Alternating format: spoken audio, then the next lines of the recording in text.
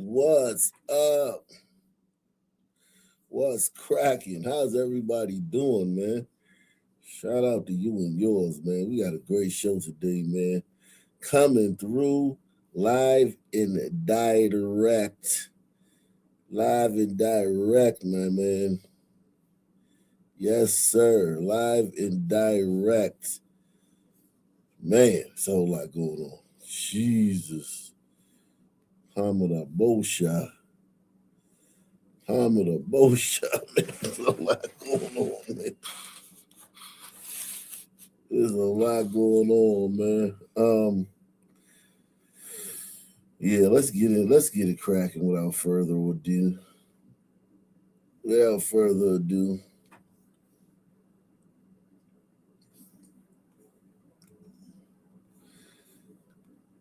If you in the building, man, hit that like button. Wipe your feet off, man. Wipe your feet off. We got a lot going on, man. Oh yeah, we got that going on too. I forgot about that.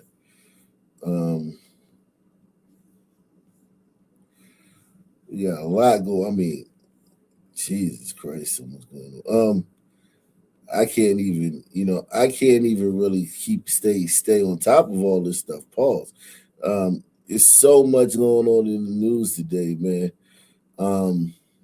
So much. I had to come on early. I told you guys, I promised you guys, man, I was gonna come on early, man. I promised you guys I was gonna come on early, man.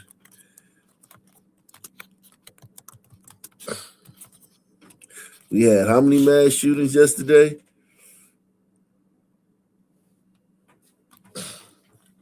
How many mass shootings did we have yesterday?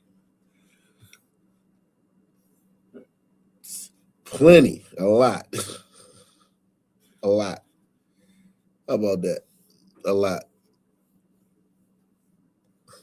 And today is no different, man. Crime is definitely going up. Trump might have to send them National Guardsmen everywhere, man. He might have to send them National Guardsmen everywhere. Those National Guardsmen are needed everywhere.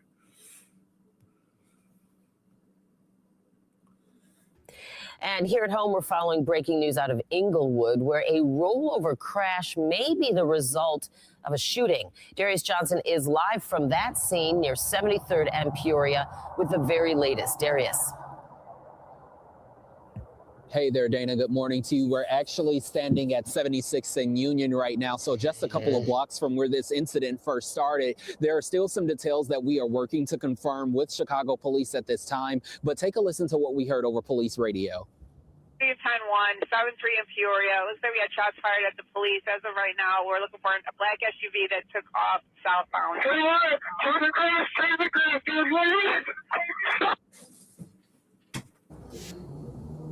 Here's the video we captured in the last 2 hours. This all started with shots fired at Chicago police at 73rd and Peoria, according to police radio. Chicago police saying that the suspect was in a black vehicle, or the suspects were in a black vehicle, a black SUV, and started going southbound on Peoria throughout the Inglewood neighborhood. At one point, one of the suspects got out of the vehicle at 76th and Union and ran off. That's when canine units were requested at the scene.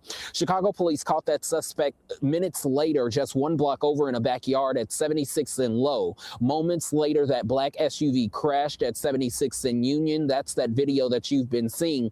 You can also see there are two other vehicles that are also involved. A white SUV that is mangled and flipped on its side, and a gray Ford sedan with front end damage. Now, these niggas are literally, it ain't even GTA. This is like Hollywood chase scenes, movie scenes, like Miami Vice and shit. Simon and Simon, the Fall Guy. It's like literally the shows used to grow up. Remember them scenes and motherfuckers would just run over carts, like ride on the sidewalk and shit. It's like motherfuckers are crazy, man. This is insane. The typical run-of-the-mill interactions that the police have to deal with. Police got to deal with all this. You got to deal with these niggas, man. This police got to deal with these niggas, man. And no nigga was hurt by a cop in the commission of this arrest. And that's something that needs to be talked about. Listen to what these niggas did, and none of them got harmed by a cop. And cops got to be the first ones on the scene of this shit. We have been following and checking in with police to see if this may be the same black SUV that was involved in these 3 separate shootings from overnight. Take a look. Here's the video from that first shooting that happened just after 8:30 last night on 62nd Street between Springfield and Pulaski. Chicago police say a 45-year-old man was standing outside when he was shot in the head. He later died at Christ Hospital. About an hour and a half later, around 10 o'clock, this was the second scene where a 15-year-old boy was shot in the arm and abdomen. This is insane. The fact that this is happening in every single city. Like, if this was like, okay, just happening in Chicago, but it's happening in Gary, Indiana, it's happening in Milwaukee, like every Indianapolis, every city. You can't get away from this shit. You can't move from Chicago if you live in Chicago and go somewhere where this is not happening. We're going to get into a lot of that today. Make sure you hit the like button, sponsor the show, take the $5 to $10 challenge. Salute to all you guys bright and early in the building. All the regulars here early. We coming to you live and direct, man. This is unconscionable, man. The way these niggas behave, man. This is unbelievable. We take it for granted. We act like, oh, that's just nigga. That's how it is, man. It was the same way. No, this is not right. What's wrong with these savages?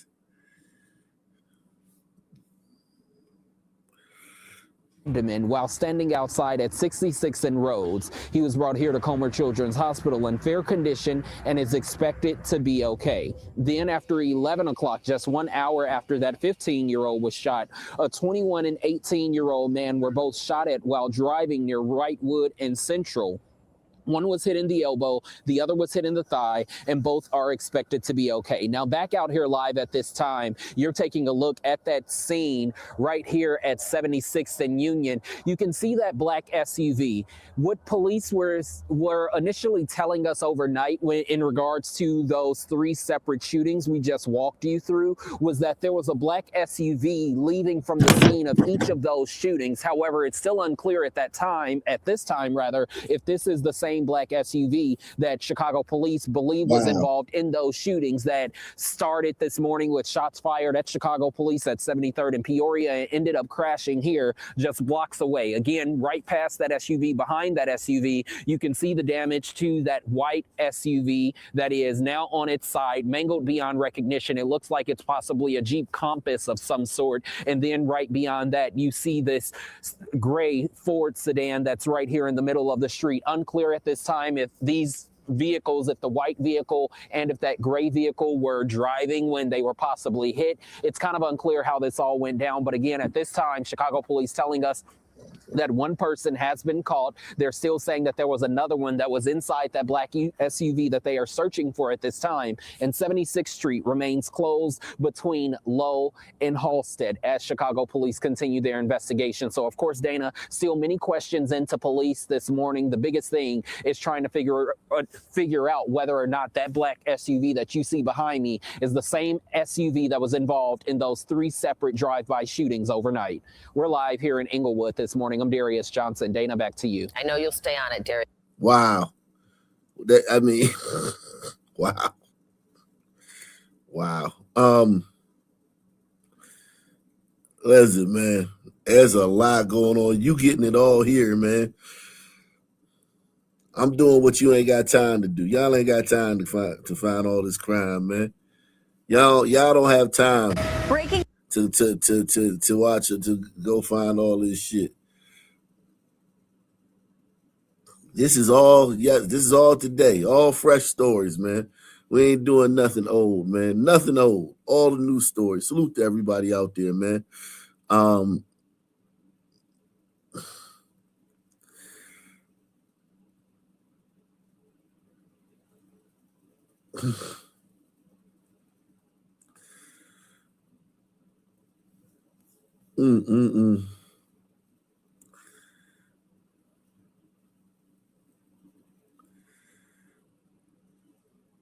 This is the Jacksons. Yeah, that's where they from, Gary, Indiana.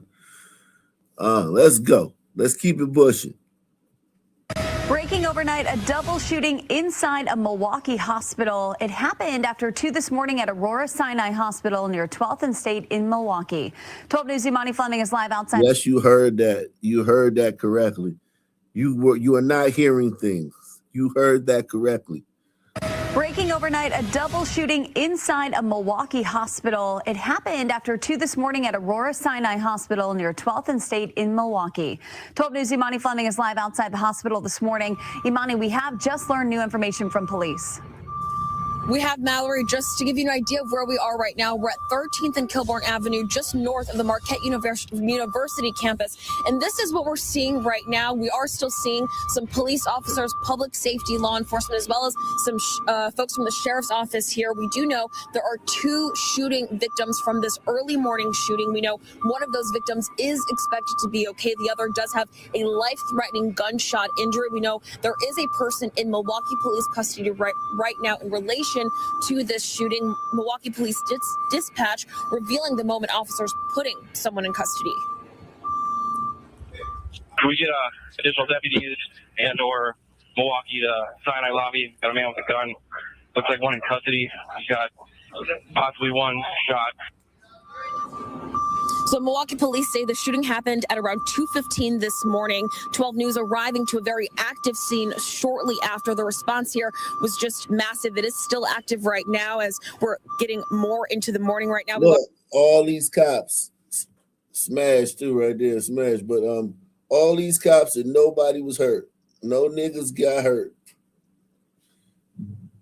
To the morning right now, we watch police blocking off the front entrance, dozens of first responders going inside the hospital, ready to treat victims, officers with long guns, the forensics team collecting evidence. Really, right now, we are still seeing security is very tight here. All of this unfolding within the last few hours this morning as police put together what happened. Again, we know there are 2 shooting victims from this early morning shooting here at Aurora Sinai Medical Center near 12th and State Street in Milwaukee. We know there is a 37-year-old person in custody. We know the 2 shooting victims are a 40-year-old and a 38-year-old. The 40-year-old did suffer a life-threatening injury. We did just a few minutes ago speak to a man who was inside the hospital when the shooting happened.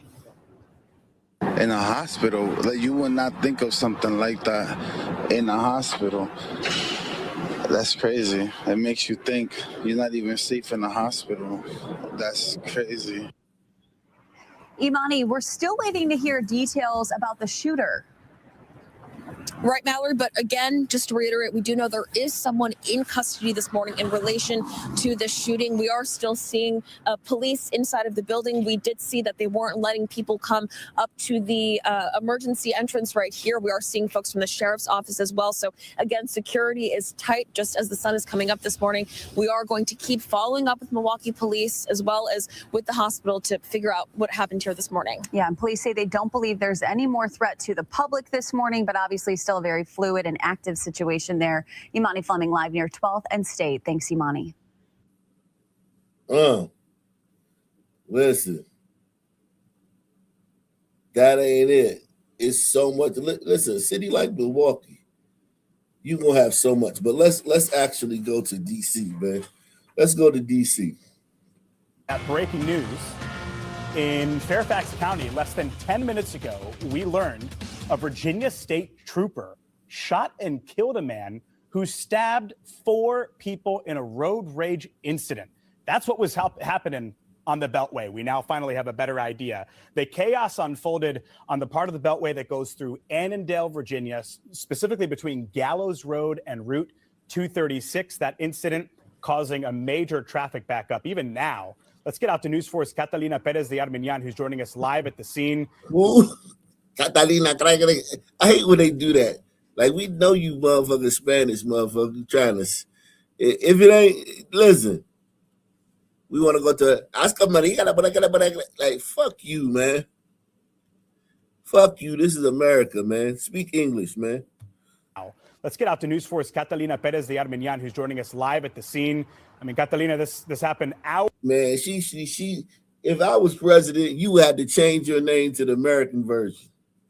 Fuck Catalina, Catherine, bitch. Your name is Catherine now. Your name is Catherine.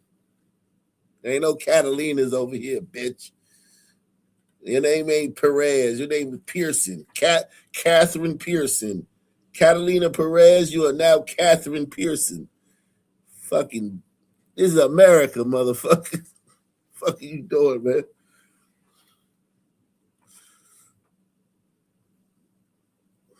And I know y'all like, well, you got a foreign name, yeah. But I went by Michael all my life. All my life I went by Michael. Everybody in the street, everybody in the world know me as Michael. Mike.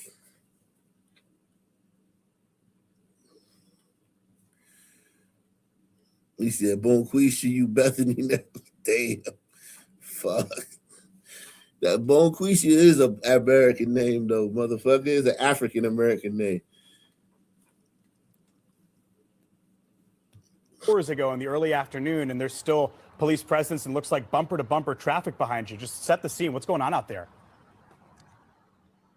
Really heavy traffic, and that's what we've been seeing all afternoon. Let me show you. Cars are now starting to move a little more, but it was way worse earlier in the afternoon, hours after this happened. A lot of police presence also still here on scene, and I want to show you that 495 is also blocked southbound, multiple, all of the lanes going southbound. And as you said, an officer-involved shooting is being investigated by Virginia State Police. They say after a trooper responded to a road rage incident here on 495, and according to police, a trooper shot the suspect in self-defense after being confronted by the man who, according to police, was armed with a knife.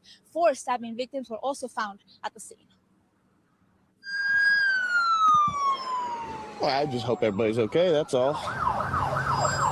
Lots of police activity and a lot of traffic was seen in the outer loop in Annandale this afternoon. The Virginia Department of Transportation initially reporting multiple lanes were blocked due to police activity close to 1:32 p.m. All lanes southbound on 495 now remain blocked. The agency saying on X that this is going to be an extended closure, something that residents in the area like Bill, who walked out here, say is concerning. He tells us this is more traffic than usual. I've seen, a lane close here or there, something happens, somebody gets a bumper and they close a little bit, but the exit's completely closed, and that's a little unusual. We hear that the suspect was transported to a local hospital and has since died.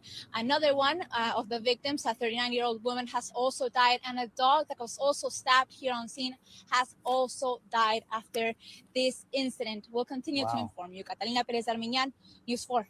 It just gives you an idea of how intense that scene was. This happened at 1:30 in the afternoon, I think you said, and it's 6:15 p.m. and it's still bumper to bumper out there. Stay safe, Catalina. Thank you. Catalina is going to be working on this story all night, so hopefully we get some more from police, and we'll keep you guys updated on some chaos. Yo. What the fuck? The I-495 Beltway in Fairfax County this afternoon. Well, we have just learned 4 people were stabbed after an alleged road rage incident. A suspect was shot dead by police. DC News Now's Dave LaValle joins us from the area of Little River Turnpike. Dave, some critical developments we've just learned. What can you tell us? Yeah, just looking through them, Ben, as you pointed out, 2 people are... Listen, Mike was a very common name in the 80s, man. Mike was the most common name in America, regardless of race, for 50 straight years. Look it up. More babies were named Mike in America than any other name for 50 straight years. It was the #1 name in America. It just got knocked off. I can't remember. I can look that up for y'all though. And tell you which name it was. Knocked it off the list. Are dead, including the suspect, after a state trooper shot that individual after police said he approached the trooper with a knife. Right now, as you can see over my shoulder, the police remain on the scene here. Massive presence as the southbound 495 remains closed to traffic. Let's go ahead and show you some video from earlier as we recap what happened. State police say they arrived at the scene shortly after 1 o'clock this afternoon regarding a road rage incident. That's when they confronted the male suspect.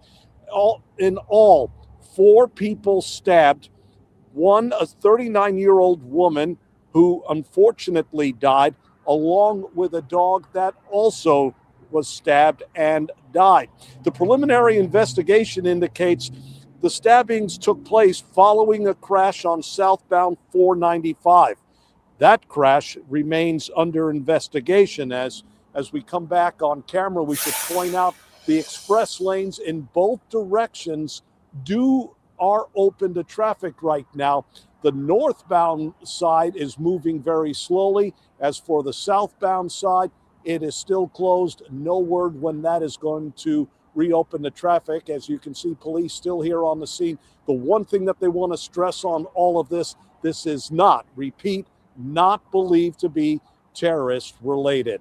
We're live in Annandale, Virginia. Dave Laval, DC News Now. Man, that is crazy.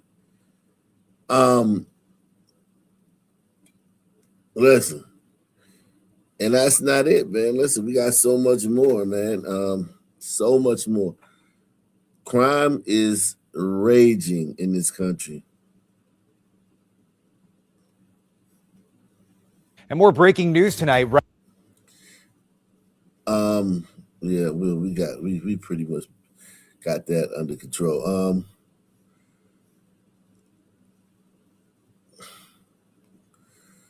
Man. Oh yeah, I did want to show y'all something.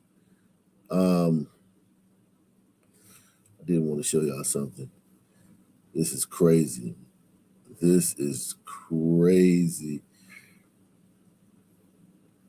Did want to show y'all something. Everybody hit that like button, man. Smack that like button upside the head, man. Nobody. Smack that like button upside the head, man. We in the building, man. We got hit the like button too, man. Spread the awareness, man. He wins when the family feels.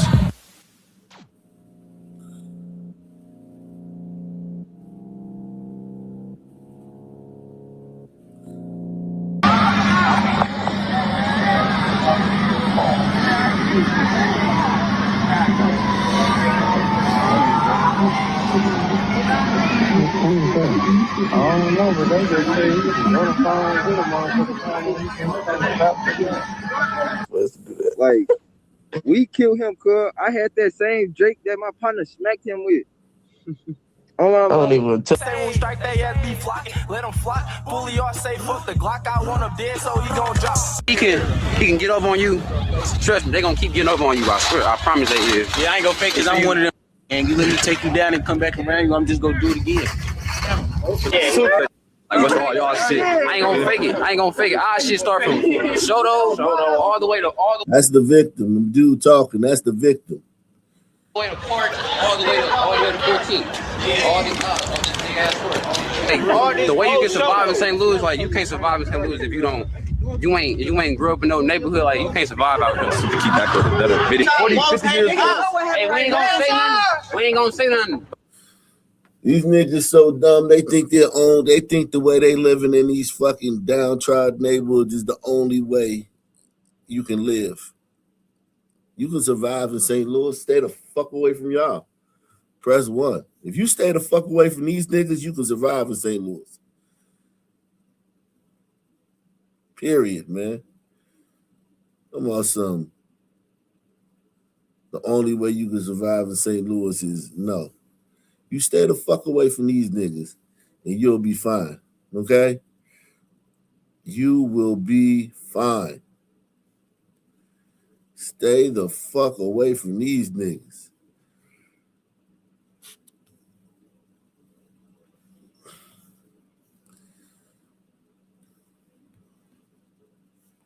But they know about this house. They know.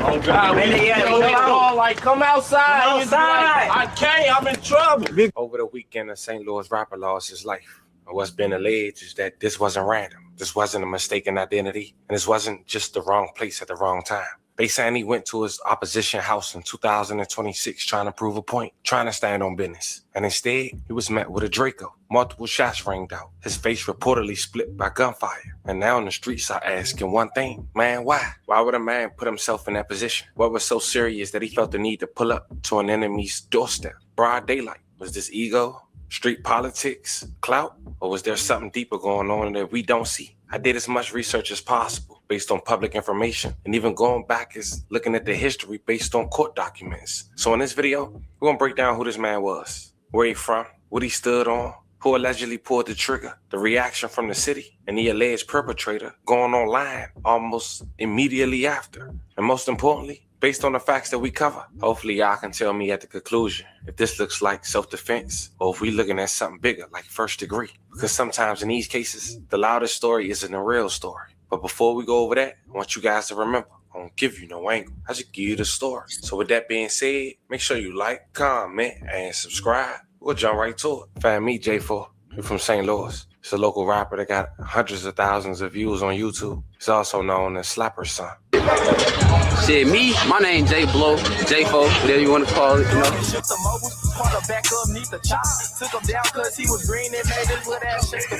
Jump out the car, let off the switch, his ass can't duck it, he can't run. We came back trailing too fast. Now, J4 allegedly rapped 1448. A crew consists of 2 neighborhoods, and I guess have Bloods and Crips. And instead of me telling you about the neighborhood, let's hear from J4 himself. It seems his neighborhood got multiple vlogs on YouTube. But in this one, released by Nipsey, on where J4 is from and what he claimed. This next point is a little off topic, but it's necessary for the next segment. Nowadays, the newer generation is on TikTok Live, and the reason being is because top creators can make up to thousands per month and many earn little to nothing. But gifts are converted to diamonds, with creators receiving roughly 50% of the coin value, sometimes ranging from a few dollars to over 1,000 hourly for viral content creators. Since they already was doing it for free on Instagram, they quickly realized they could make money doing it on TikTok. And that's exactly what J4 did on the last day of February in 2026 on a Saturday. While trying to go viral on TikTok to gain more money,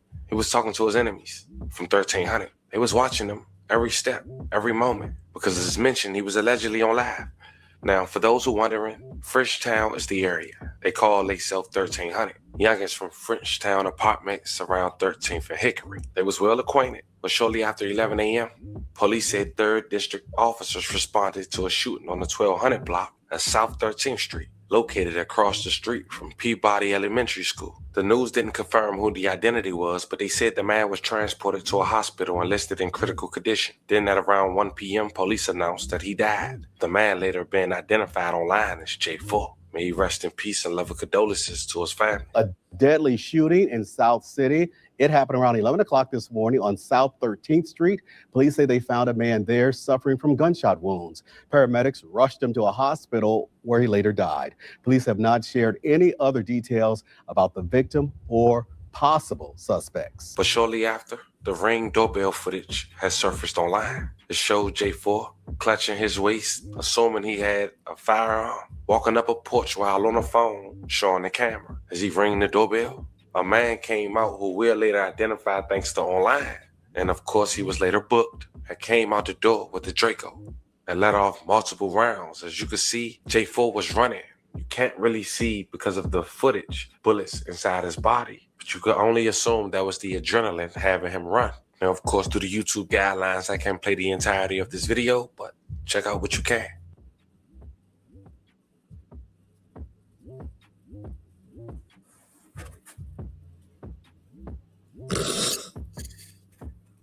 Look at this shit. Look at how stupid these niggas are, man. To try to impress your online fans, you'll go to an ops house. Like, yeah, I knock on their door. Watch this. I ain't scared. And get your whole life ended instantly.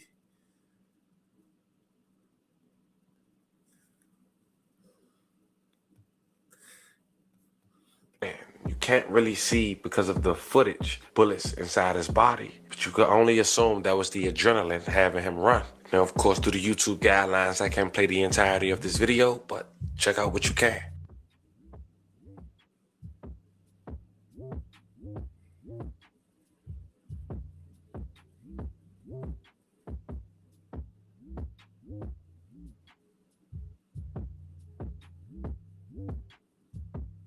Now, it was also footage of him on the floor as authorities was trying to render aid, some assuming that his brains was on the floor. Now, I won't play that footage. If you check it out, feel free to do so. And people close to these people had quickly realized that some people had went to social media to flash the Draco that was used to kill J4. And on top of that, shortly after, his alleged killer had went to Instagram to verify he was killed, or people close to him. And we'll later identify him because he did turn himself in.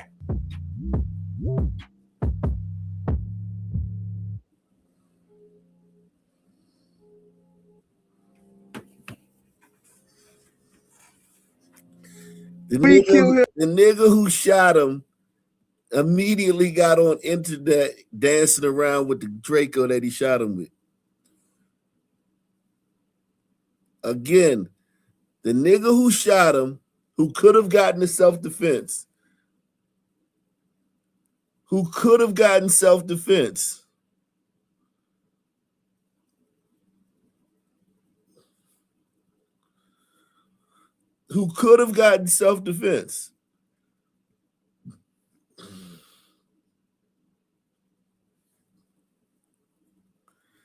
instantly gets online because the dude came up to your house with a gun. The dude came up to your house with a gun, knocking on your door. You know what I'm saying? He walks up your steps, knocks on your door. He got a gun in his pants. I'm assuming. You shot him. You opened the door, blamed his ass. You could have gotten self-defense. Instead, this nigga gets online afterwards, dancing with the gun and bragging about killing the nigga. Self-defense out the window. Press 1. Self-defense out the window. You can't get self-defense after you brag about the murder. Brag about the killing. Your self-defense claim is basically out the window.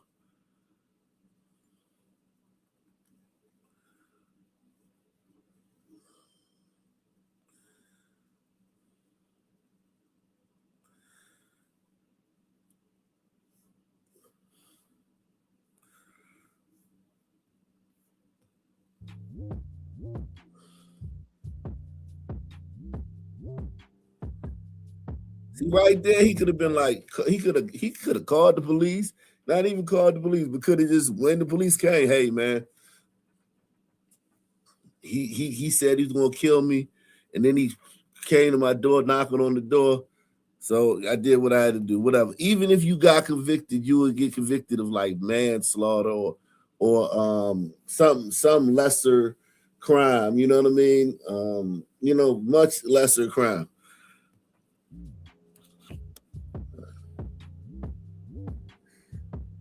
Now, it was also footage of him on the floor as authorities was trying to render aid, some assuming that his brains was on the floor. Now, I won't play that footage.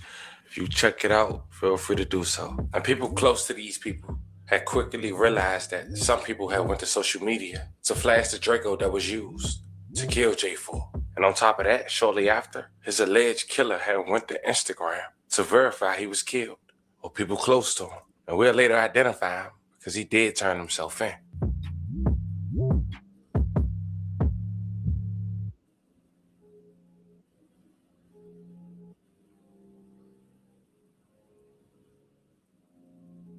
We kill him.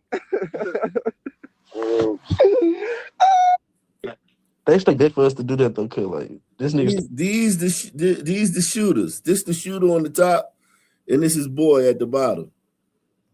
Yeah. They straight ask for us to do that. Like, we kill him, cuz I had that same Drake that my partner smacked him with. I don't even tell him what I rage baited that man to his death this morning. I can show it. Nigga, he called the group chat early one No. I ain't even gonna get on that, girl, but you know that ain't. He called the group chat 8 in the morning. Who tried to die? Nigga, you? Oh, my mama, him? His ass got eliminated on my dead daddy. His ass woke us up at 8 in the morning, nigga. He just got his, man, I don't even want to do that. He just, no, his ass just got his gun today and died with it on my. We kill him.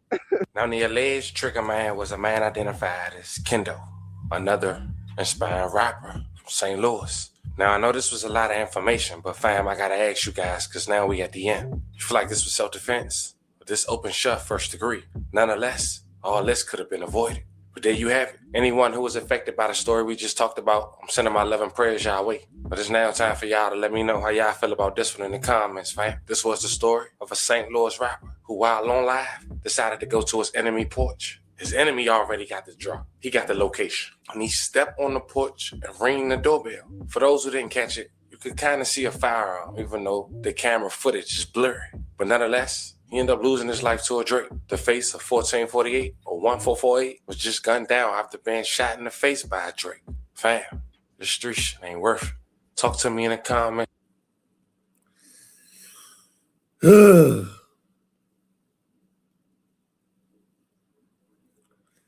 You niggas, boy.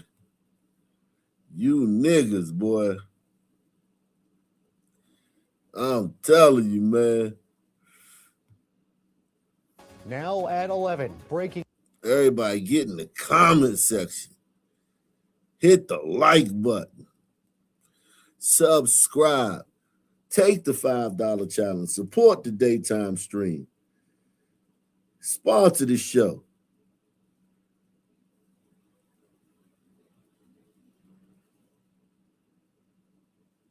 Sponsor the show. We are in the building.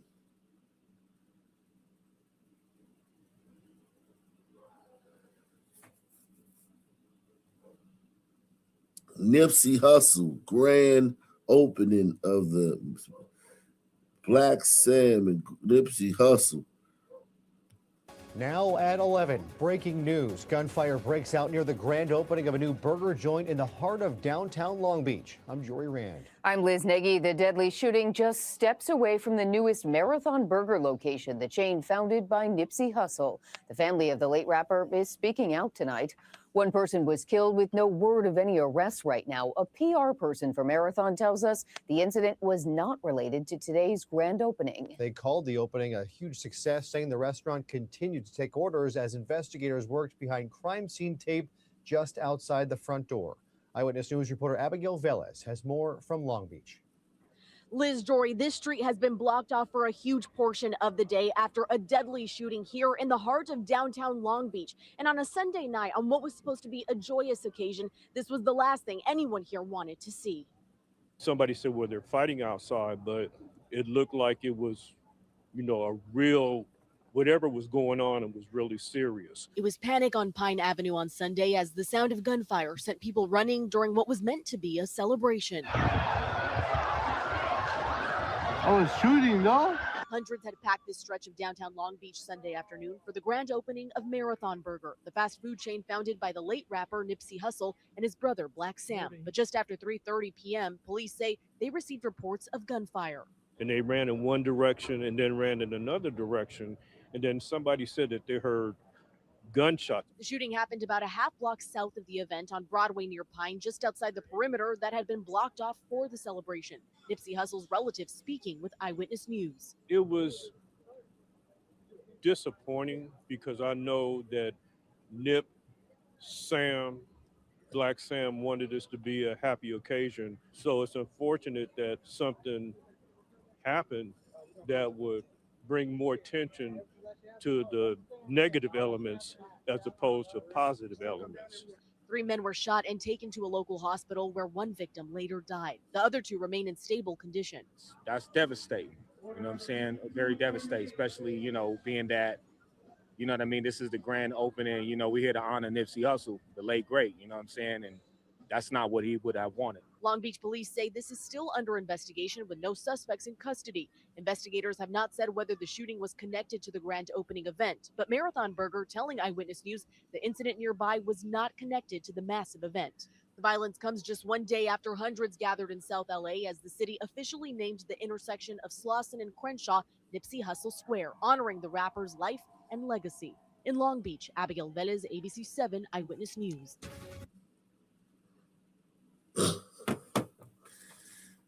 Oh man, let's go to Instagram, man. They got the best footage, man, of this shit. This shit crazy, man. You niggas, man. Grand opening, grand closing, man, with you niggas, man. That's how it is, man. Grand opening, grand closing. Grand opening, grand closing with you niggas, man.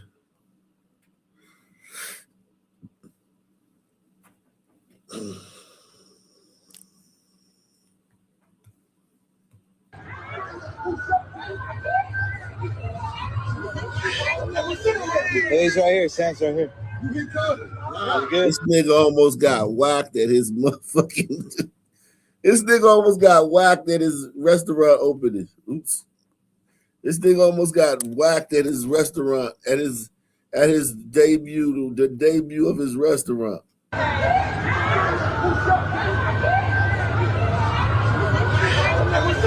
Hey, he's right here. Sam's right here. You good?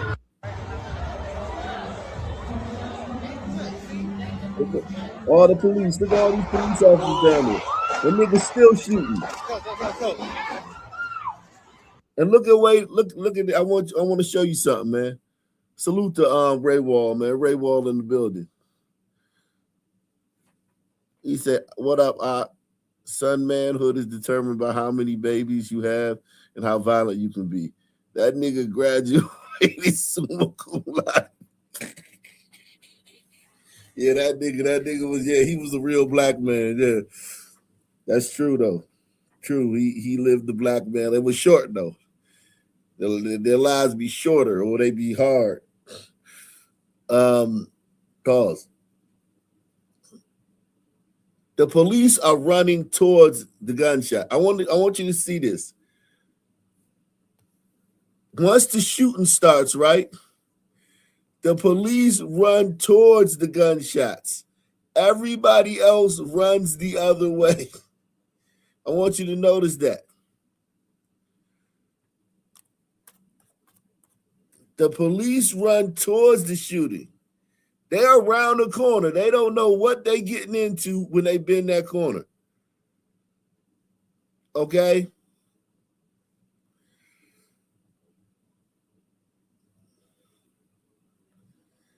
They don't know what they getting into when they bend that corner.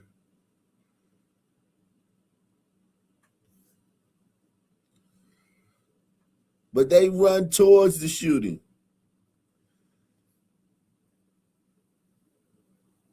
They don't know if when they bend the corner, the shooter gonna be right there, or he down the block, or he across the street. They just run towards the shooting. And niggas over the last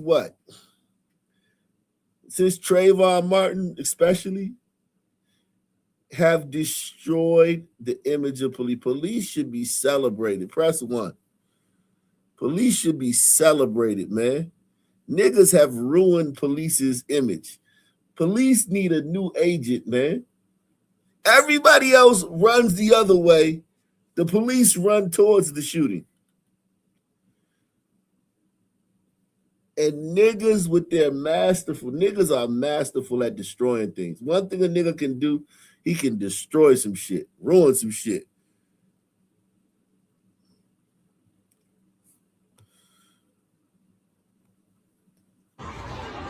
Chill. Go here. Run.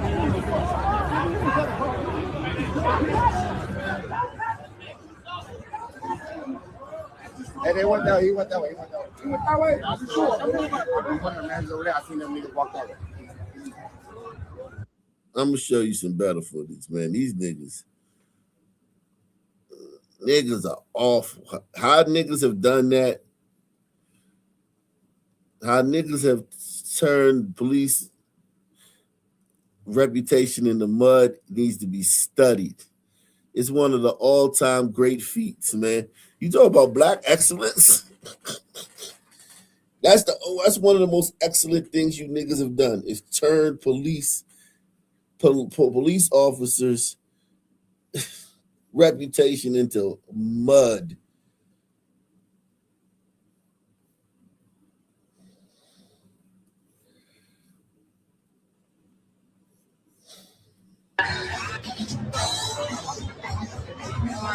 They went after. Oh shit.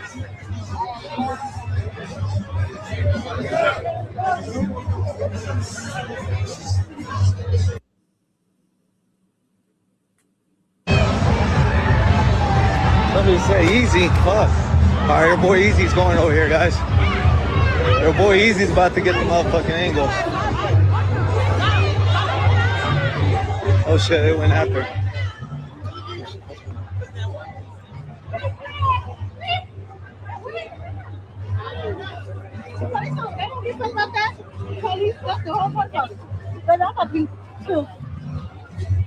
I'm sit right here and watch. Niggas is dumb as fuck. Yeah. Oh shit. Oh shit. Oh shit. Oh shit. Now at this time, it was all the police down there are running towards the sound of fire, and all the niggas is running away from the sound of fire. And if one of those shooters or one of the niggas involved in the incident get a fucking scrape on his knee, all these niggas gonna be out protesting and talking about some man, shit, man, they was white, they wouldn't have did nothing, man. We shall overcome. Amazing grace, how sweet the sound. Niggas gonna be out there singing spirituals if one of them fucking niggas who shot into that crowd got fucking, they put the cuffs on too tight. You don't hate niggers enough, okay? I hate to say it, man. And I know some of you hate niggas. You don't hate them enough. Press 1. Hey, duck down, dog. Duck down. Duck down. Shit. Duck down. What nice that, bro? Shit. Watch out, watch out, watch out. Chow, chow. My brother. Shit. Right here.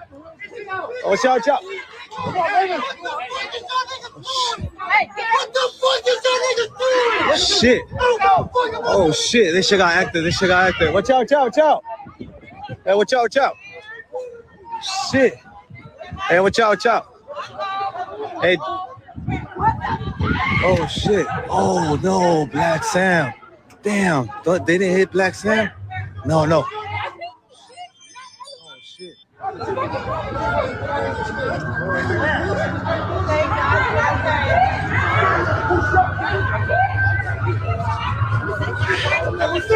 Hey, he's right here. Sam's right here. You get caught. You good? You good? Oh shit. You got.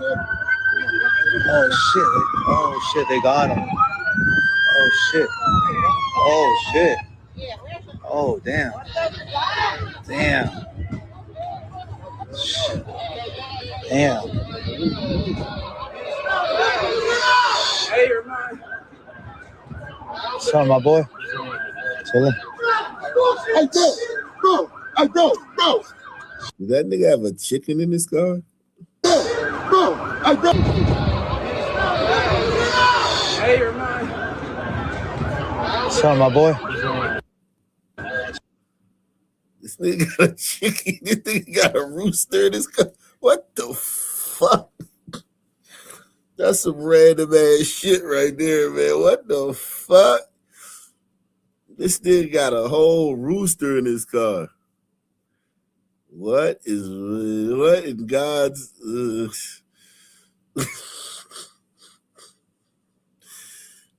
Okay, whatever, man.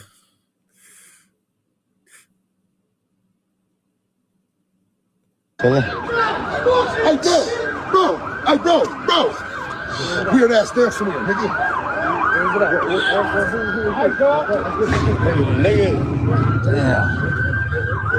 Is he all right? Is he all right? Yeah, like it was like a nigga was like. Damn. Shit, what's up, my brother? Shit, this shit got popping right now. This shit got active. Everybody. So, grand opening. It might, if it wasn't Black Sam, it would be, or Nipsey shit, it would be grand closing. But damn, man, shot his brother last year at the grand opening of the Marathon Burger. There was an incident, no shooting, but just some gangster shit happened. And then this year, this happens. Following Sherry, boy, easy, man. This shit got crazy, bro. This is my first time I had to duck down behind the truck. I felt like I'm in the hood again. God damn. They dropped the motherfucker over there, though. They dropped somebody over there, guys. Let me see if I could get a close-up. Oh, what's up, man? How you doing? Chilling. Damn, they dropped someone over here. Let me show you guys. Oh, shit. Let me go this way. Let me go across the street. Oh, shit. They got one right there. Oh, what the fuck? Oh, shit.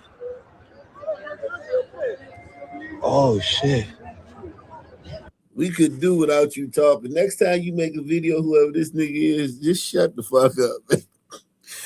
Unless something important happens, man. I don't know why the DJ is doing this.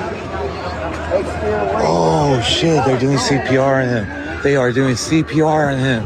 Guys, you guys see him? He's on the ground. He is on the ground. Yeah, we back. We ain't not in the way. Oh, shit. Oh, man. They got him, guys. Remember the two guys I was telling you guys? The two like that look like brothers? They're on the ground. They are on the ground, guys. All right, no yellow tape. Yeah, bring the tape. Shit, we don't see no tape.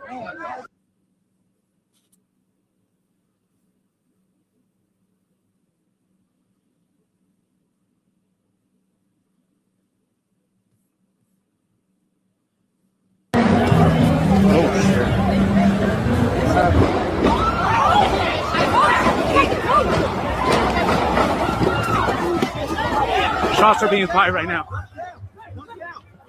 Shots are being fired. What night is that, bro?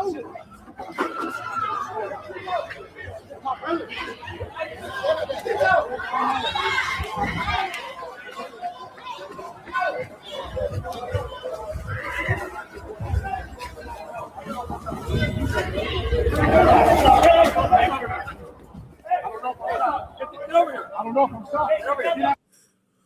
One thing niggas gonna do is they gonna dress nice, man, for the occasion. I give niggas that. Niggas gonna have some name brand expensive shit on. They definitely gonna do that.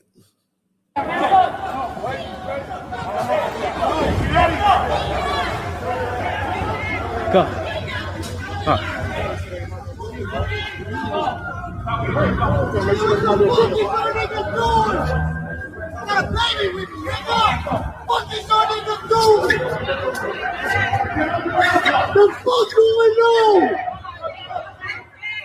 Stop fucking this shit up! Stop fucking this shit up! That shit don't work. Appealing to reason don't work with niggas, man. Somebody tell them that. This shit, I got the scoop of how this shit went down too, man. Shit is just insane, man, how these niggas behave, man. You niggas are insane. Well, fuck that shit. I don't even really care, man. I'd rather move on. Let me move on. Let me move on, man. Let me move on. Nigga shit, man. Let me move on, man. Let's keep it moving. Let's keep it pushing, man. Daytime news, man. You ain't gonna get the news. You ain't gonna get this news nowhere else, man. We in the building, man. You ain't gonna get this news nowhere else, man. Make sure you hit the like button. Make sure you hit the like button. Make sure you sponsor the channel. Support the channel. Coming to you in the daytime, streaming, senior streaming, man. Senior streaming for the daytime. Senior streaming for the daytime. In the building, live and direct.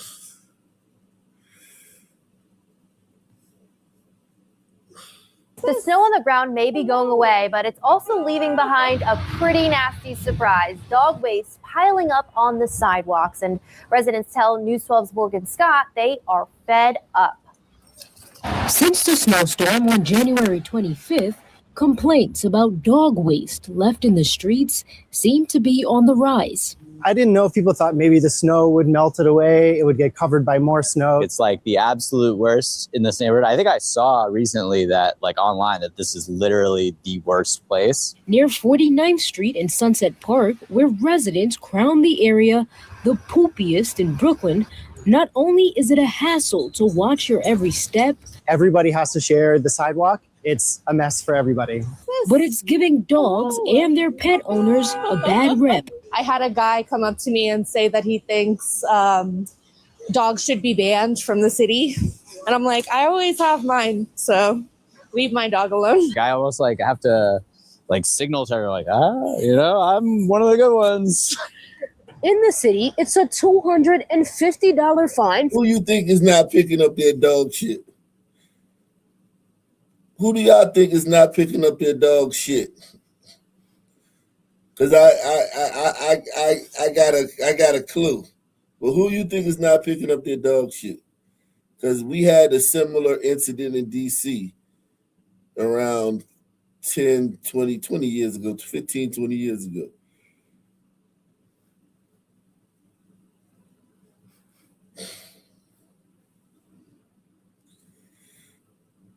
He said, who you think is not picking up their dog shit, man? Yeah, like the bags was blue. They had these blue bags, right? And all the gentrifiers used to have these blue bags because they had dogs. A lot of gentrifiers had dogs. They had dogs more than niggas. I will say that. More gentrifiers had dogs than blacks, right? But they would always walk around. We would clown them. Like, at first we would clown them. Like, just like, they pick up their dog shit? Because, like, you know, some sons had dogs, but it wasn't, like, a lot, right? But sons would just let their dog shit, like in the little patches. You know, the grass patch on the block? You know, where a tree may be, or where just, you know, sometimes they have little grass patches every, like, 20 or something feet on the side, like a little between the street and like the sidewalk. The sons would just let their dog poop right there and keep it pushing. But it wasn't like a lot of dog poop everywhere, right? But like sons would go to like a park, right? Like where kids play and let the dogs poop on the park. So yeah, you know, sons would do that quick. But you know, the gentrifiers, since they had so many dogs, it was like, you know, noticeable. And they would always take their dogs for walks all hours of night, you know, 12 o'clock at night, 1 o'clock in the morning. And they always had these baggies with them. Never seen a nigga with them baggies. Never seen a nigga pick up no shit. Never. And most niggas had pit bulls, right? So it was like, this was before blacks started getting Yorkies and shit and Chihuahuas. This is when only dog blacks had was pit bulls, right? So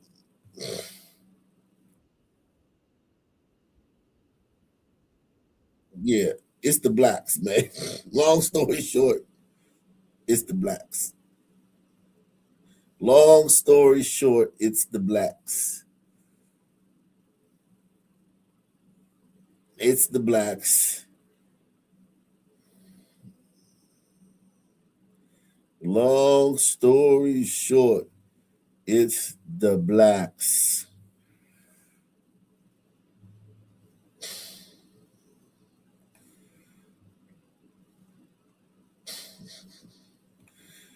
And the Ombritos too. But it's hit or miss with Ombritos. Oh, the good ones. In the city, it's a $250 fine for people who don't scoop up the poop.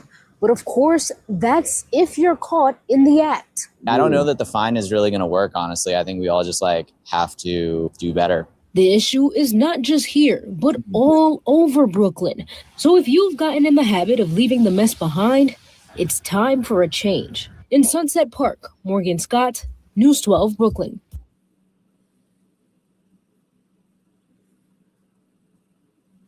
Said we all have to do better. Do better.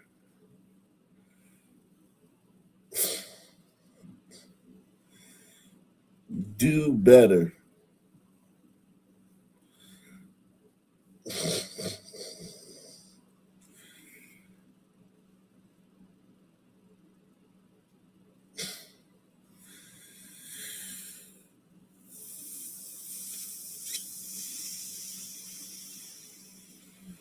You niggas, man, I swear to God.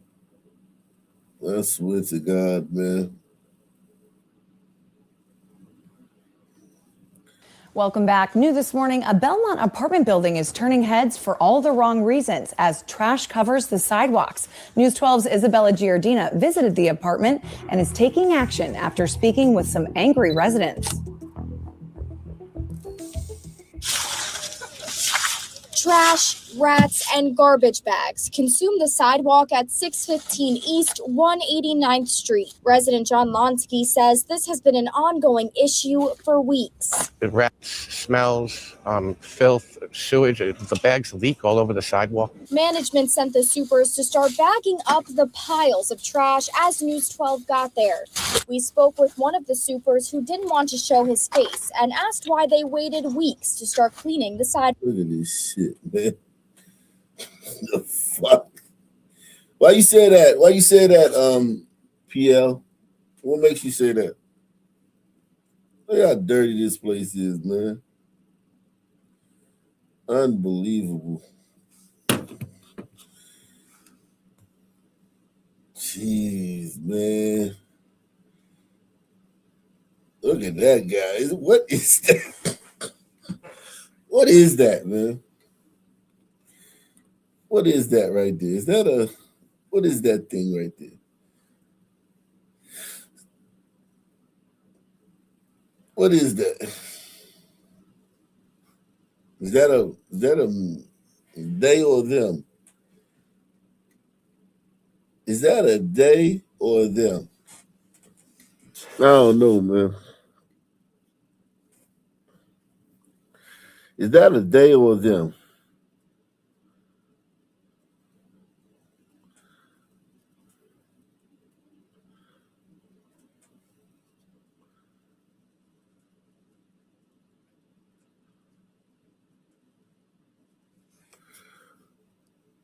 They blocked you?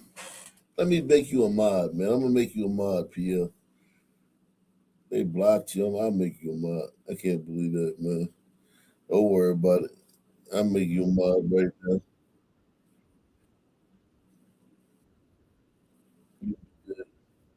You good now.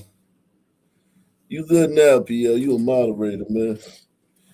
Yeah, about nothing, man. You good now. Filth, sewage. Welcome back. New this morning, a Belmont apartment building is turning heads for all the wrong reasons as trash covers the sidewalks. News 12's Isabella Giardina visited the apartment and is taking action after speaking with some angry residents. Trash, rats, and garbage Now, bags. here's the thing. I respect this. I respect these people going out and cleaning up their own neighborhood. You can't rely on the city. Niggas have been trained to wait on the city. Back in the day, niggas would have cleaned this shit up themselves back in the 60s and shit in the 40s.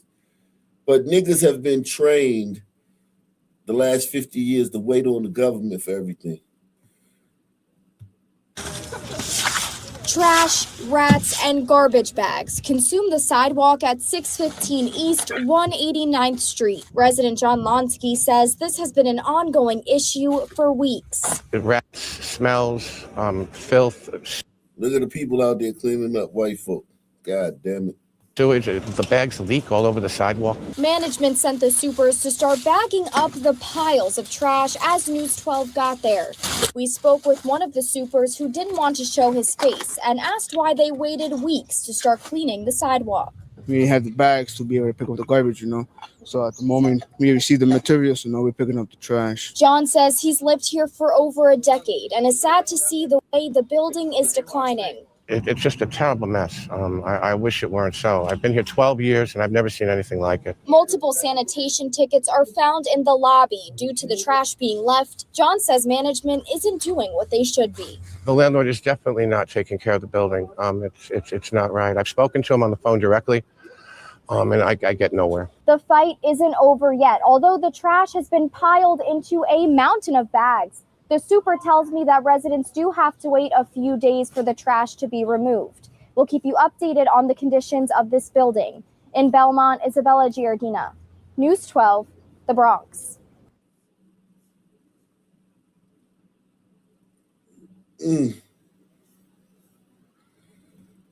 Well, we've been telling you about the arrest of a Knox County man for charges including public indecency and simple assault. 6 News reporter Jack Ziskin is on your side tonight with the woman whose viral video led to his arrest. Jack.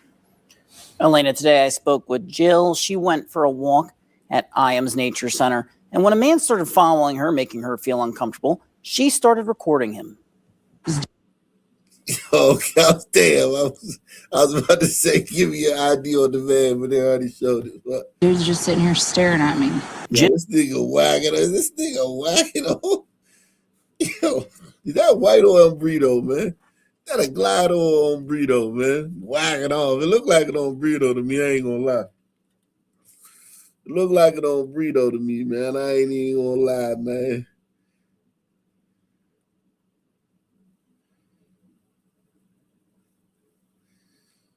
I ain't even gonna lie, man. I look like an on burrito, man.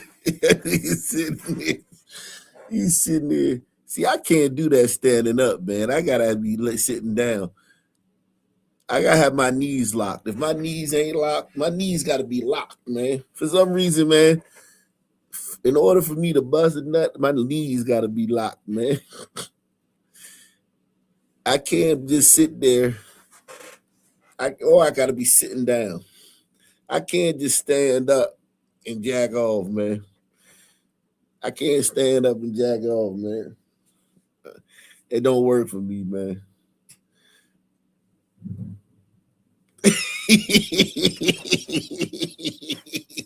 That nigga just standing up and jacking off, man. He said, I got that.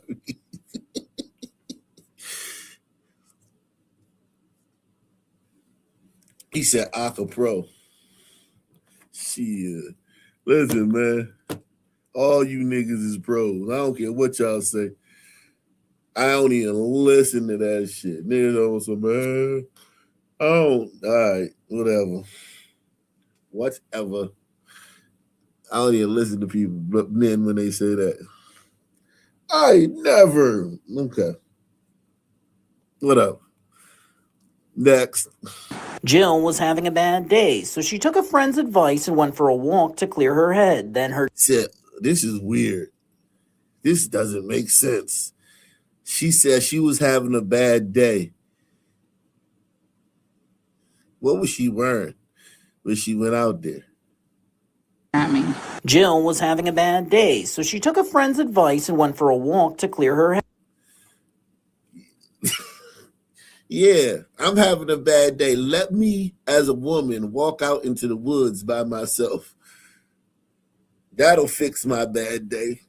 Are you fucking retarded? What's wrong with you women, man? And she probably had no mace, nothing. Her cell phone was probably dead. This bitch, she trying to recreate a horror film and shit. She trying to be the fucking. This is how every horror film in the 70s. Remember? This is the beginning of every horror film back when we was kids, man. Remember? Jason and shit. This is how every horror film started. You know what, Molly? I'm having a bad day. Well, Jill, why don't you go for a walk? Yeah, you know what? I will go for a walk. You know what? I'm going to take a walk down at Camp Crystal Lake. You know? Just take a long walk through the woods at Camp Crystal Lake. Bitch, are you retarded?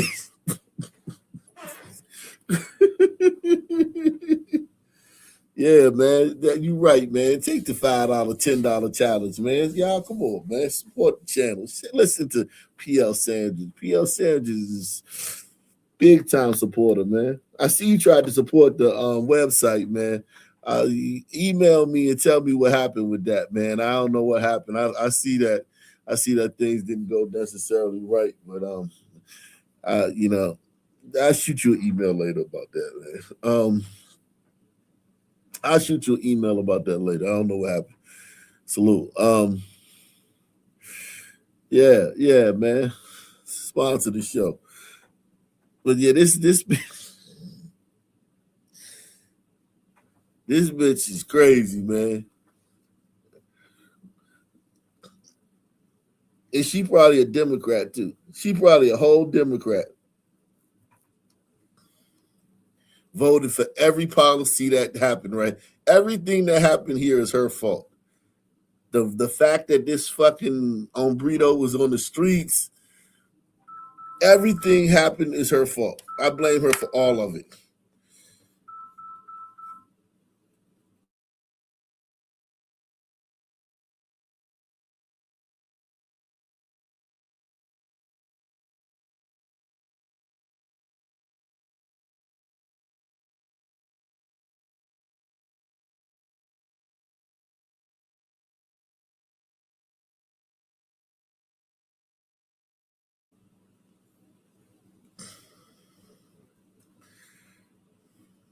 Well, we've been telling you about the arrest of a Knox County man for charges including public indecency and simple assault.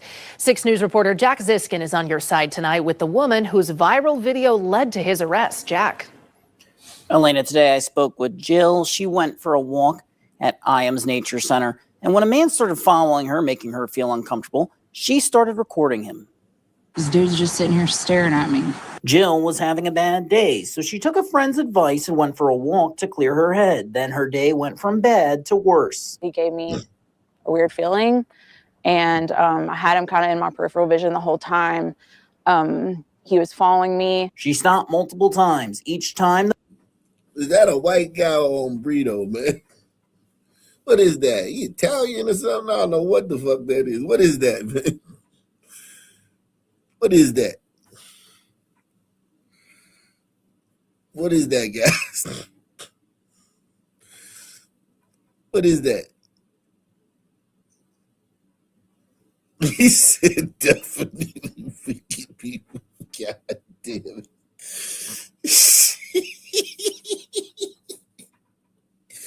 Fucking A, man. He out there just whacking, just going to work. He out there spit shining his shit, man. In the middle of the woods, man. Called Ice. Damn. In my peripheral vision the whole time. He was following me. She stopped multiple times. Each time the man identified by Knoxville police as Randy Ramirez stopped too. Hey, Randy. He could be white. His name is Randy. I ain't never met an hombrito named Randy, man. There's a white guy, man. I ain't never met. The burritos don't name their kids Randy, man. Let's keep it a buck. Burritos don't name their kids Randy.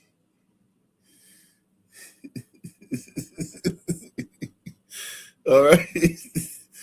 All right.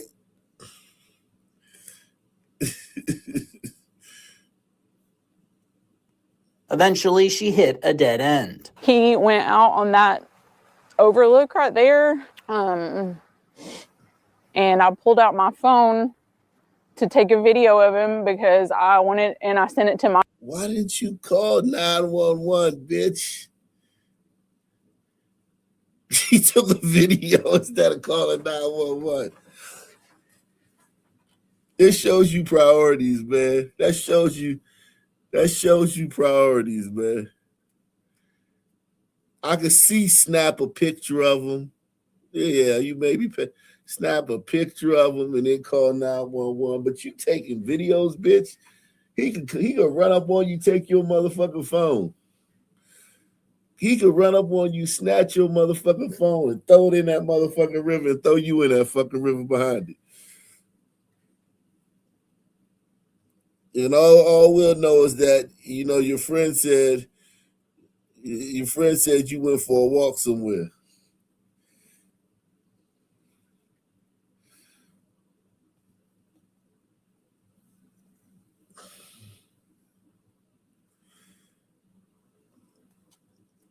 This bitch stupid, man. That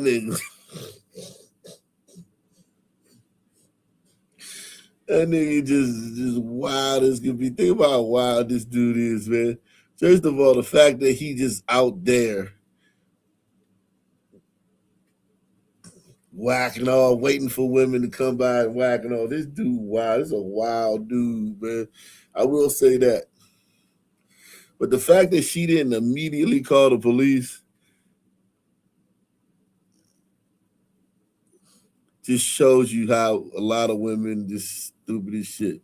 My phone to take a video, and I pulled out my phone to take a video of him because I wanted, and I sent it to my friend to let her know if anything happened to me, that was the person. She sat there for 10 minutes, hoping someone would come. I realized that nobody was coming, and he started like adjusting his waistband like he was gonna like pull his. She worried calling the police might provoke a reaction and worried they would not get there in time. Jill. She worried calling the police. That would provoke his ass to run away, you stupid. She thought that calling the police would provoke a reaction. First of all, how would he know you called the police? And then if he found out, if he heard you talking to the police, his ass would have ran away. His ass would have boogied. He said yeah, what's it, the 19th Amendment? Repeal the 19th, man. This is if they ask why repeal the 19th, this is why. This is why. This is the video you showed them. If they ever ask why we repealing the 19th, because of this. Get rid of the 19th because of this.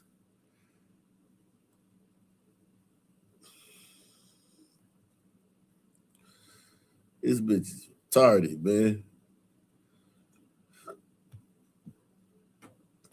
Following me. She stopped multiple times. Each time the man identified by Knoxville police as Randy Ramirez stopped too. Eventually, she hit a dead end. He went out on that overlook right there, and I pulled out my phone to take a video of him because you wasn't the only one that pulled out.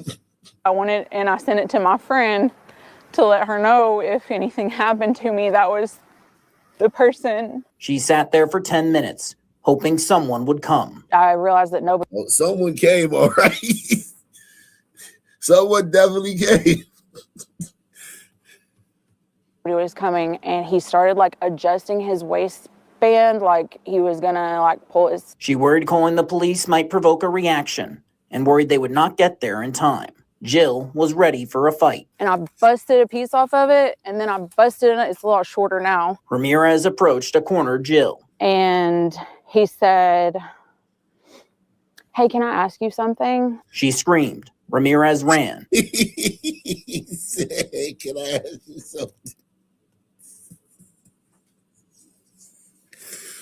He tried to book her after he did all that. He tried to book her, like, yeah, hey, so you want to go out for drinks later on? Like, nigga, yeah, after I followed you around the park jacking off, you know, I never came this fast. I'll be honest with you, babe. I'll be honest with you. Of all the women I've stalked through this park, you actually made me come the fastest. You want to get together later on to have drinks?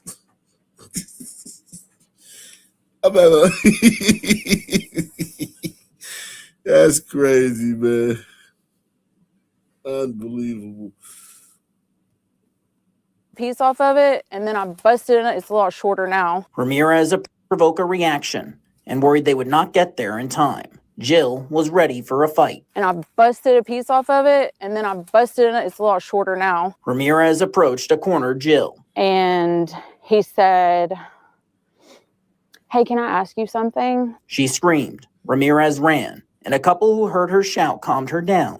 Jill says the woman had her set down the sticks. Then the woman watched her video, and that's when Jill decided to act. I think I'm going to go whoop him. And she said, oh, okay, well, here, take this stick. You'll probably need it. She chased him out of the park, saying he can't ruin it for her. You don't have to be ashamed that someone else is doing something shameful to you. Taking a stand for herself and any woman who just wants to go for a walk. People that are trying to control other people, I don't want them to take over the beauty of nature that we have, that is our God-given right to enjoy. That's part of nature, like men, human men, dangerous men. You're gonna, just like a bear, it would be just like encountering a deer. Real nature. This is American nature, where you have parks, where you have, you know, and you know, the safety, women can walk around and shit. That's America, and she probably hates America, so she shouldn't get the benefit from it. She probably hates America. That's a very American thing. In third world, women don't just walk around the motherfucking woods. There's no special wood. Like, this is a special woods. This is the park, a nature park. This is the special woods. Like, there ain't no bears, ain't no deer, just nature, except for like maybe birds and shit, insects and squirrels. That's it. She don't have to worry about mountain lions, nothing. Well, depending on where they at. Where they at? Silverville? Where is this at? Which state is this in? I don't know. But yeah. I just assume all women hate America, man. All women are liberals who hate America. I just assume that.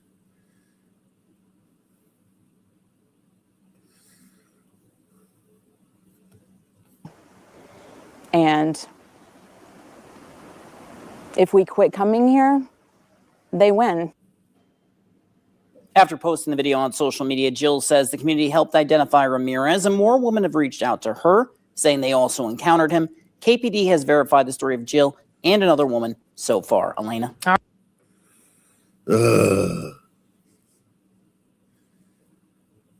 Jeez.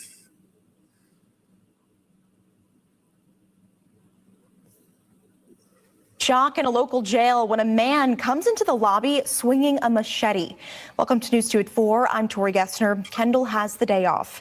Andy Cordan has been looking into this story. He joins us now with the latest. Andy. Hey there, Tori. You know, according to the sheriff, the man thought he was being chased by evil spirits and he was trying to get into the jail.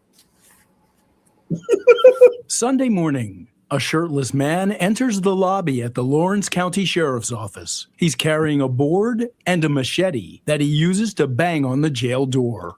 Obviously distraught. He's obviously fighting something. And the whole time he's there, he's swinging the machete like he's got something after him. Soon, the 59-year-old is waving the machete wildly. This will go on for over a minute. You've been doing this a long time. That's not your everyday occurrence. No, we don't see this every day.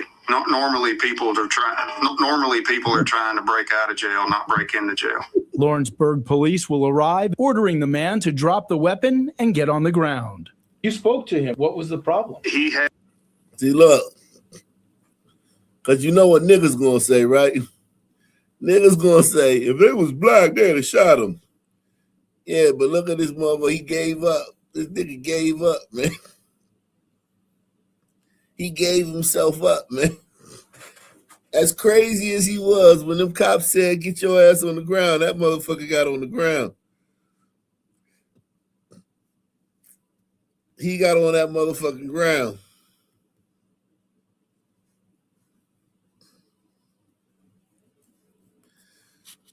He crazy, he ain't stupid.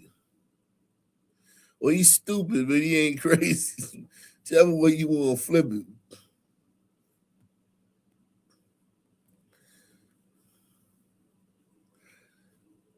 He got his ass on that motherfucking ground.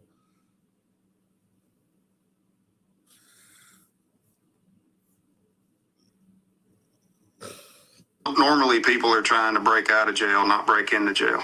Lawrenceburg police will arrive, ordering the man to drop the weapon and get on the ground. You spoke to him. What was the problem? He has went as far to say that he had evil spirits that were chasing him, and that was the reason why he was trying to gain entry into the jail. Why a machete and a board?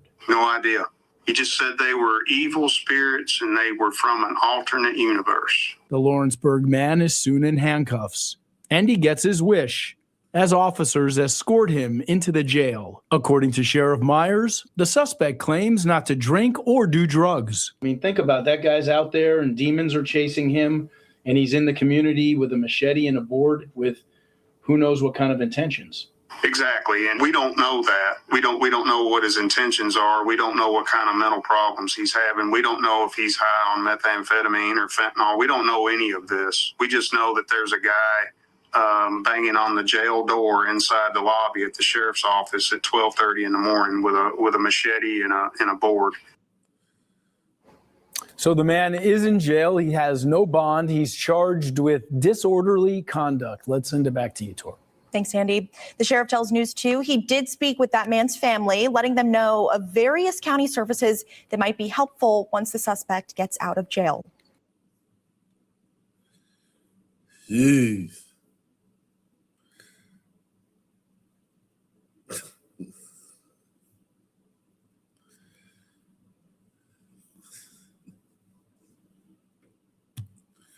New at this hour in Paris, Texas, a Whataburger manager fought back when a customer went too far, and he fought back with a trash can. Yeah, straight up WWF here. The moment it all happened, caught on camera by a man in the restaurant named Billy Jones. Police say it started when the customer... Give me an ID on that customer, man. Give me an ID on that customer.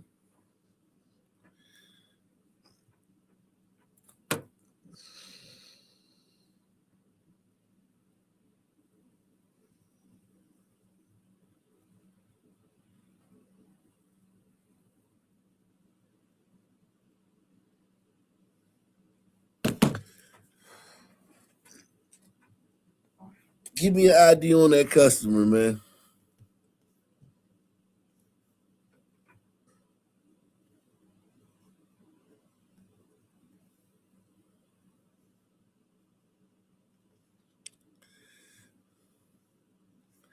Give me an ID on that customer.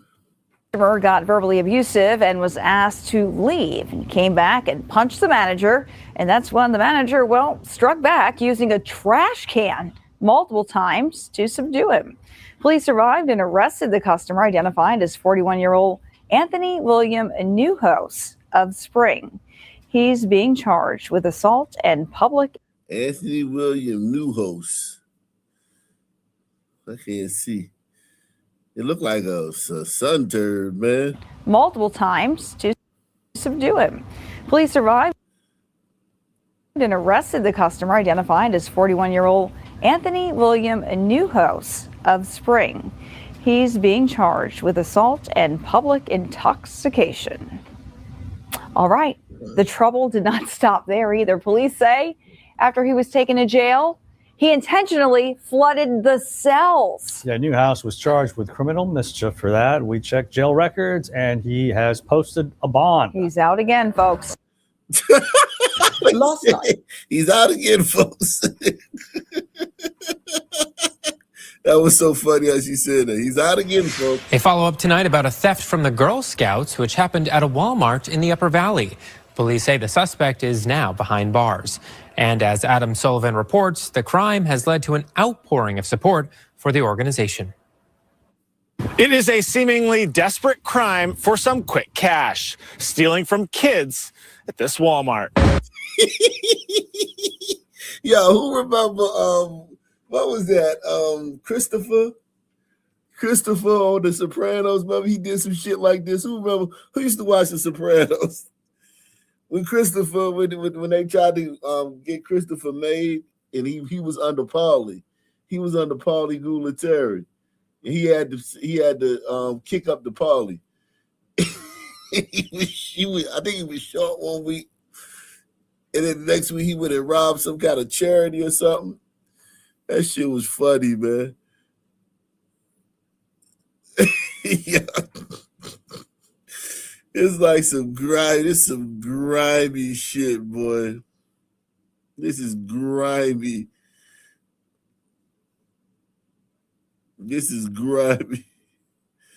Oh man. Yeah, Sopranos. This was when he was getting made. And he was under Paulie. Paulie had to kick up the Paulie. Salute to Barry B. Barry B is in the building. He said, "You speak like an ape." Yeah, man, I'm an ape, man. I rent apes. I'm not an ape, but I rent apes. This is crazy, man. This is bananas. A follow-up tonight about a theft from the Girl Scouts, which happened at a Walmart in the Upper Valley. Police say the suspect... Now this is New Hampshire, because Sons might be off the hook. No, this is Maine, right? Is that Maine? That looks like Maine. East Lebanon? No, this is New Hampshire, right? No, this is Vermont. Which one is Vermont and which one is New Hampshire? They right next to each other. One is up and one is down. One pointing up, one pointing down. Vermont. This is Vermont and this is New Hampshire. This is New Hampshire right here. So that's happened in New Hampshire. A follow-up tonight about a theft from the Girl Scouts, which happened at a Walmart in the Upper Valley. Police say the suspect is now behind bars. And as Adam Sullivan reports, the crime has led to an outpouring of support for the organization. It is a seemingly desperate crime for some quick cash, stealing from kids at this Walmart. Shoppers come and go at the Walmart in West Lebanon, New Hampshire all day. However, Wednesday afternoon, police say this suspect wasn't shopping, but rather stealing.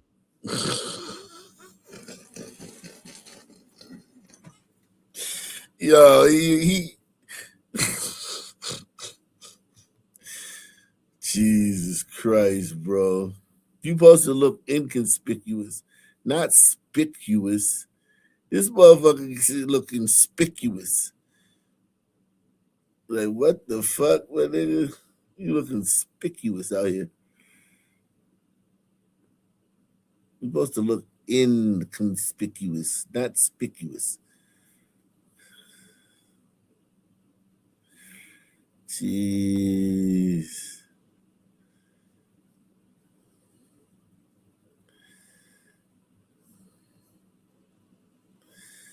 From the Girl Scouts. And it's not sitting well with the community. Just they work hard on their kids, you know.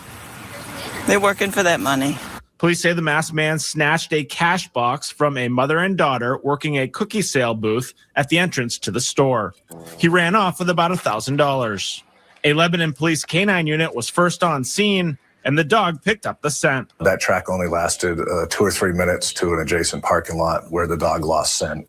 A nearby surveillance camera captured the suspect getting into his car and driving away. Police shared the images, asking for the public's help identifying him, and within an hour or so, they received multiple tips. Ultimately, that led us to identifying the suspect and interviewing the suspect in the state of Vermont and receiving a confession to the crime.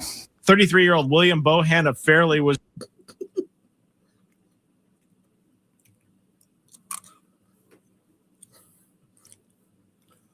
White people just a snitching. White people will snitch, boy.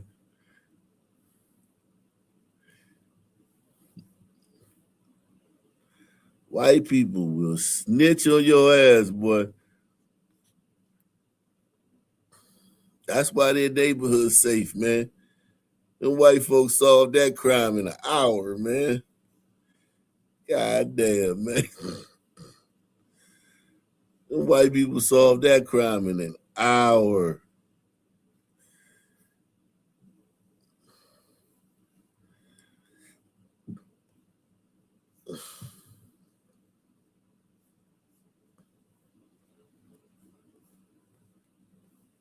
Jailed in Vermont on a probation violation. Police in Lebanon have issued a separate arrest warrant for the theft. The incident sparked a search. What's up, Jimmy? You must be muted. Lebanon have issued a separate arrest warrant for the theft. The incident sparked a surge of support for the Girl Scout troop. A statement from the Girl Scouts of the Green and White Mountains includes, quote, "There has been an outpouring of concern and generosity following the theft, and donations from the public and Walmart have totaled $1,321 as of Friday morning, though shoppers say it's an unfortunate sign of the times." People are desperate. It's getting worse around here. It used to be a relatively safe place to live, and lately it's been getting worse and worse all the time. The suspect is being charged with one misdemeanor count of theft. At this time, we do not know when he will be scheduled to appear before a judge. Reporting from West Lebanon, New Hampshire, Adam Sullivan, Channel 3 News. Jeez. Wow.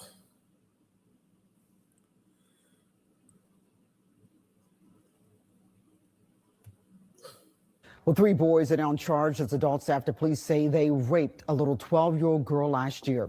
NBC6's Nico Clemens is live in Miami. And Nico, you went to the neighborhood where police say the boys actually raped that little girl, and you spoke to some of the neighbors?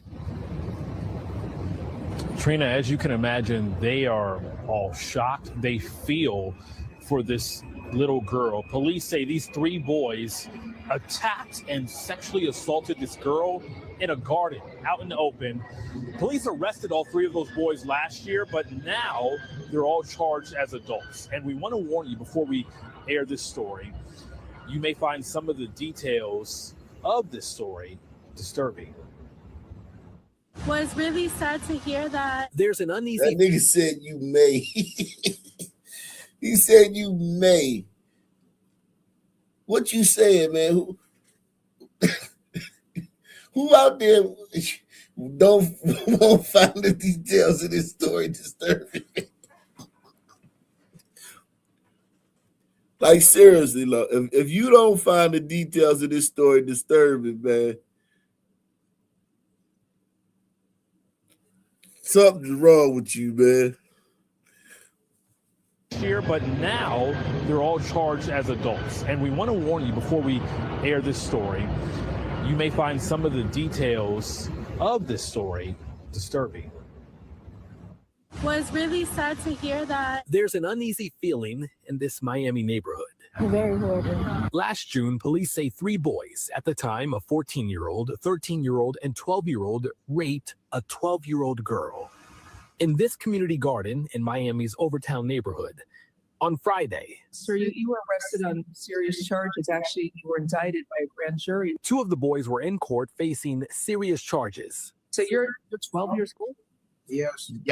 Yes, Your Honor. This is a very complicated matter. And complicated. Arrest forms say one of the boys grabbed the girl and took her to a couch in the garden, and the other 2 boys held her down. The report says one of them put rocks in her mouth to stop her from screaming. and one of the boys raped her. The girl told detectives they stopped after they heard her father calling her name.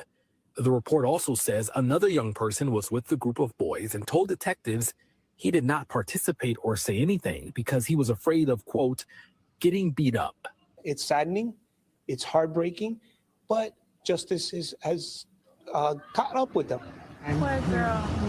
And I'm a girl mom too, so oh my gosh, so sad. Parents are feeling uneasy. Now it worries me a little bit because I see kids here all the time, and to know that one of them walking around would rape another little girl, it's like, oh my God, I have to keep an eye out now. They're also having important conversations with their children. To be aware of this around me. This is a perfect time to talk to our kids and let them know, hey, this is incorrect.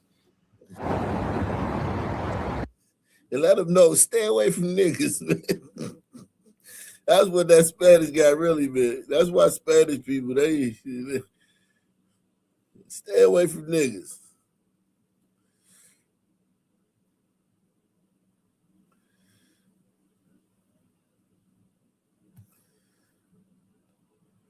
Stay away from niggas, man.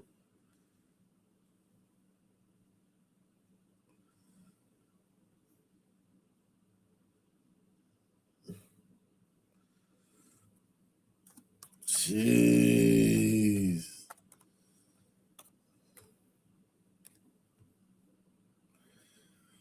Girl, it's like, oh my God, I have to keep an eye out now. They're also having important conversations with their children. To be aware of this around me. This is a perfect time to talk to our kids and let them know, hey, this is incorrect.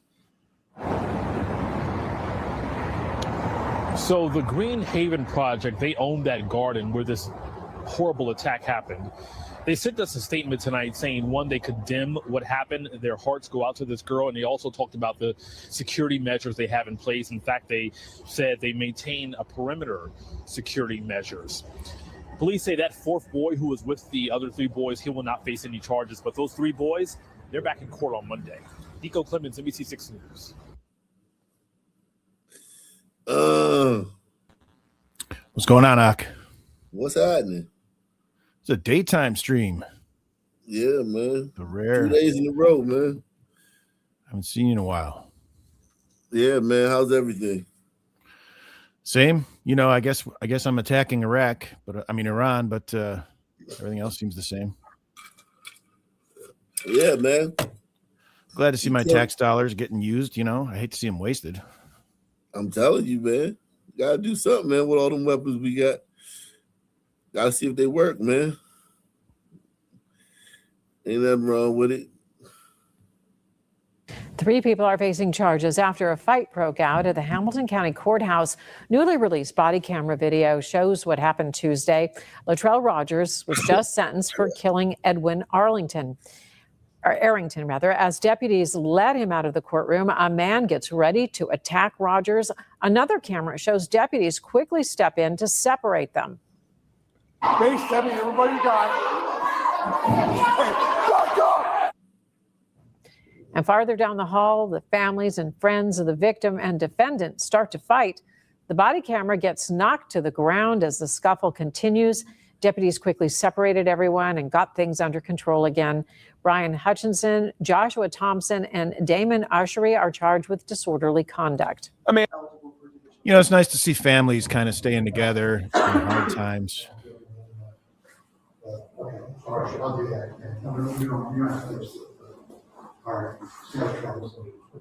Thank you. This way, Latrell. You know the way. You know Latrell knows the way.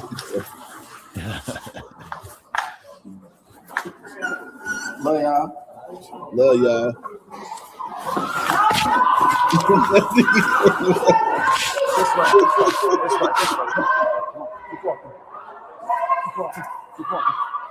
The family that fights in the courthouse together stays together.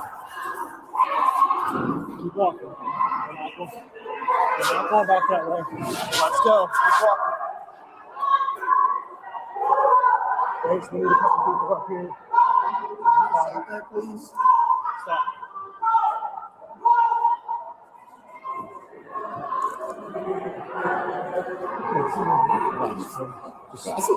Slow down.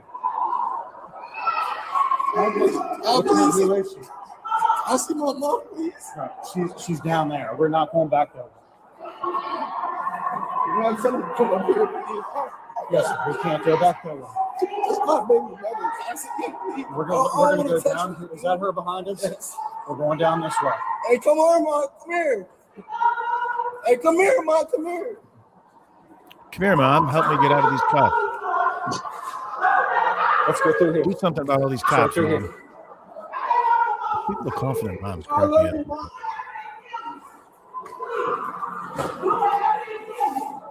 Man, he's sick now. I know he was hoping that the guys at the jail never saw this, boy. Wait till the dudes at the jail see this one. Whew. Goodness grief. Man. Hold on.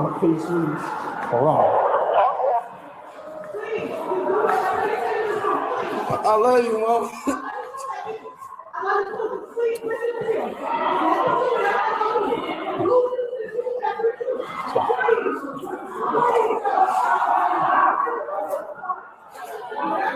My face, please. I got you.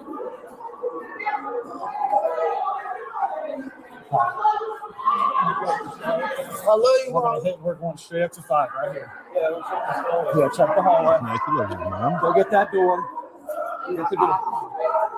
What was his crime? I love y'all. All right, let's go. Get the door. Go get the door. Go get the door. Go. Hold on, what? Who's these niggas? Go get that door. Get the door. I love y'all. All right, let's go. Get the door. Go get the door. Go get the door.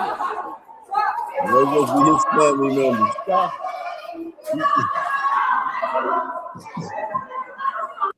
Are these people fit for society, man?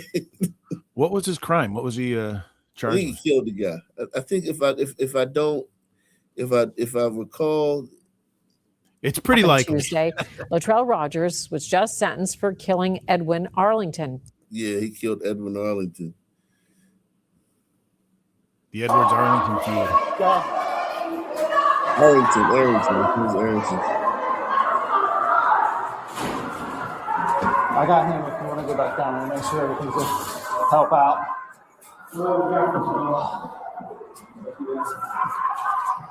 They still fighting, you hear? Savages.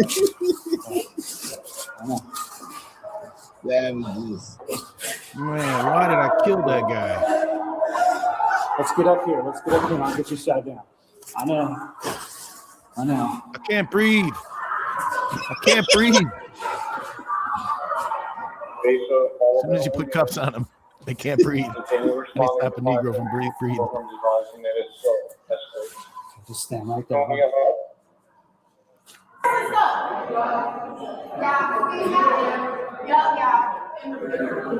Blonde hair, we got blondes down here. I thought blondes had more fun, man.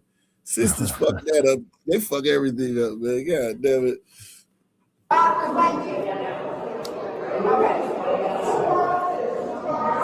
Is that your phone? No, I got my phone. They got them all there. They should just throw them in jail. The whole family.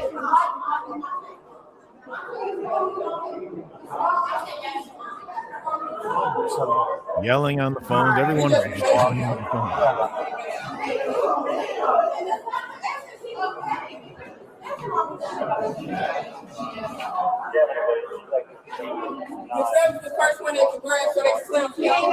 Is this everybody? Is this guys? She's the only one in the family that got the blonde hair. There must have been a glider in the woodpile. You know, it's a genetic glitch, man. It's just a motherfucking glitch, man. Jesus, man. Fucking A, man. Everybody, I was out there, was waiting on him. He was waiting. Time out, man. Make sure I'm gonna walk. Ladies, it's time for lunch. This is everybody. Oh, yeah. Nobody say, bro. If you said it was time for lunch, man, yeah, definitely. Hey, ladies, We ordered a couple of pizzas and some wings, man. That would have calmed everything down. Look at this group right here, man. Jeez, this is a rough ass group of women, man. Fucking A, man. Think about all the stories they got, man. Yeah. There's a rough group. How many niggas they've gotten killed? How many fucking deaths they're responsible for? You can't blame them for being out of sorts. It's not often that one of their family members actually gets put away for murder. This is traumatizing for the family. Jesus Christ. See, this is the glider influence in the family. She got probably a white mother or something like that. Listen, I don't care what nobody say, bro. They knew that bullshit was about to happen. That man stood there for forever. Before they brought him out, he never came in the courtroom. You ready? They blaming the bailiffs for it. They knew that guy was going to try to punch that guy. They knew it. Okay. He stood right by the door. What is my nephew going to be charged with, you know? The one with the grade. He's the only one that went to jail out of us. We'll find out. Let's all walk this way. We'll talk him off. Right this way, children. Not be arrested. They might just be detaining him for right now. So he might just be detained. Okay. Two blondes stashing it out. But she's a box blonde too, so she ain't even no real blonde.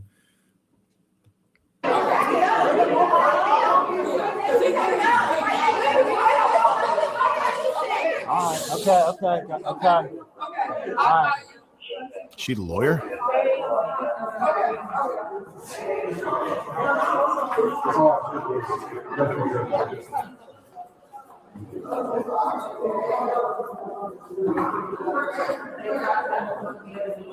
You're gonna make sure they make it out? Yes. Yeah.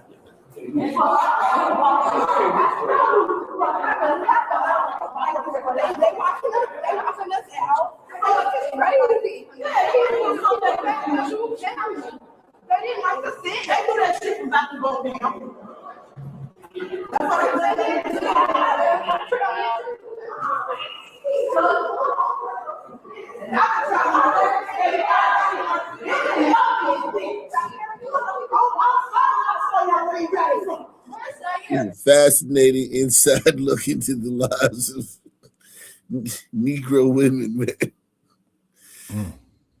Feel like David Attenborough, man, watching this shit, man. Seriously, man.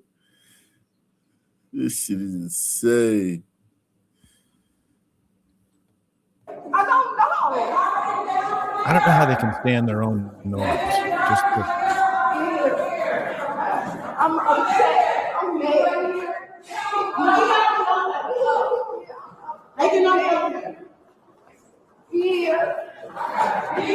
It's like a hive of bees that's been angered. They're just gonna hum and make noise for a while.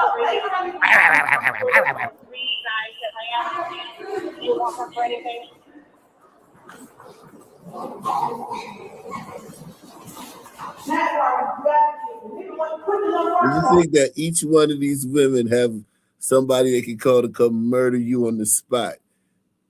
Yeah. One of their 4 kids. It's insane, man. Oh, you put it with the jail out of us. I think it's my day, but I'm about to find now. Do we have anybody in the courtroom? Does the judge want anyone for contempt? Or do we have any assaults or anything we know of? All right, let's see. Yes. Come on, baby. Where you guys headed? You guys use restroom? Okay, that's fine. That's cool. The 3 on what they're saying that their cousin was caught. The other 2 took the elevator.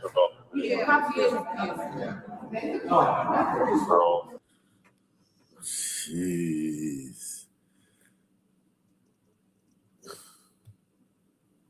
Leading the way with breaking news. And that breaking news, chaos breaking out at the Hamilton County Courthouse today. Thanks for joining us at 4 o'clock. I'm Cherie Palolo. Let's see if we can have some people take the $5 challenge to support the daytime senior stream, man. We streaming for seniors, man. I only dude out here streaming for you seniors, man. You old people, man. Hit the like button, man. Sponsor the show. Take the $5 challenge. Oh, you ain't necessarily unemployed, man. Some of these people at work, man, they listening to the show at work, man. Watching it on their computer, man. People everybody not unemployed. Some people may have the day off or something like that. You know what I mean? Support the channel, sponsor the show.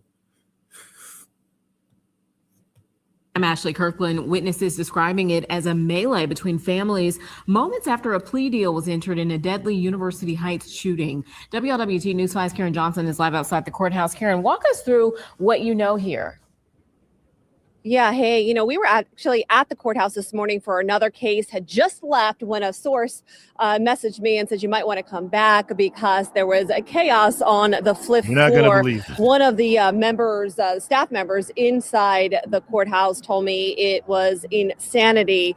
All calm, though, was inside Judge Robert Winkler's when we got back there, but witnesses did say that it was chaos just a short time before. Murder suspect Latrell Rogers had just pleaded guilty to involuntary manslaughter for the 2024 shooting death of Edwin Arrington in University Heights. Witnesses today say the courtroom was packed with families from both sides, with more relatives outside the room. As deputies escorted Rogers out, witnesses say screams could be heard, profanities screamed, and then a melee broke out in the hallway. And we just got a statement from the Hamilton County Sheriff's Office saying as far as their team knows, there was not a physical fight and deputies were not injured. A fight did break out. Our deputies were there and responded to it. There was a large incident. Our deputies were able to control things and several people were taken into custody. We were very grateful. We put a call out to CPD to help them secure the outside due to the nature of the incident. CPD responded quickly and was very helpful in the situation. And I did just confirm that 3 people were cited for disorderly conduct. A 4th, a juvenile, was also detained but then released to her parents. I do have records requests in for a Breaking bunch news, of some people shouting at each other over some bullshit.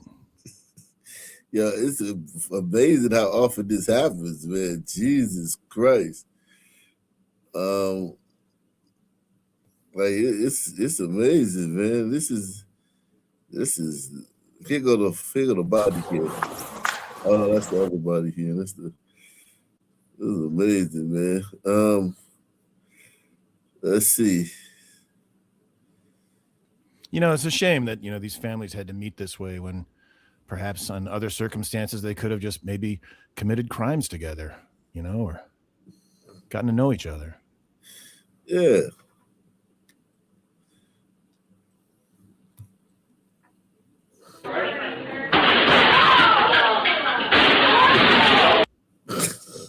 Someone is upset. EBT card declined. Something happened that he didn't like. How about this? Something happened. Salute to Bella Eden. Bella Eden in the building. You gotta be a chick. And sometimes they have some David and be like, I'm a guy. I'm like, oh God. Bella Eden. Shout out to Bella Eden. Salute to the lovely Bella Eden, man. So he's arguing with these women. See, that's one thing I stopped doing. I remember at a club one time, had to be like 09. This was a long fucking time ago. I got into an argument with a woman.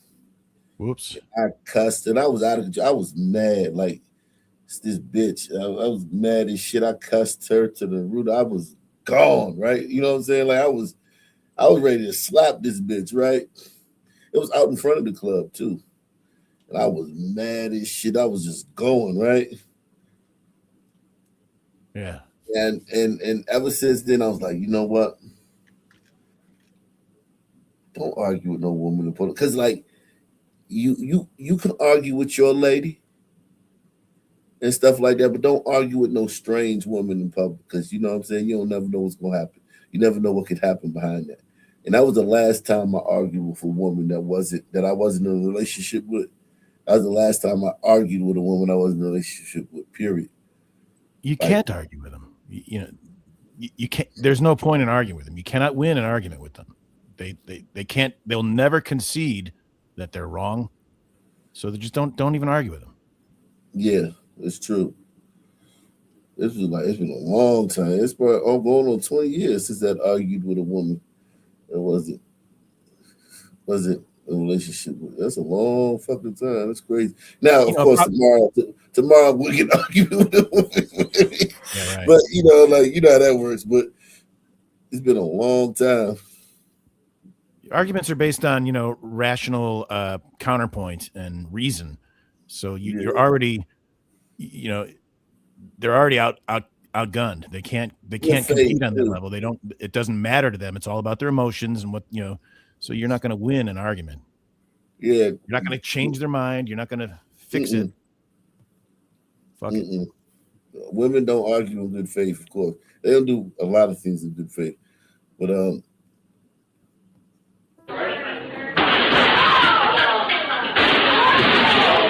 Peter's Bakery in San Jose was left pleading with social media to help them find a man that terrorized their store. San Jose, listen. We need to find this man.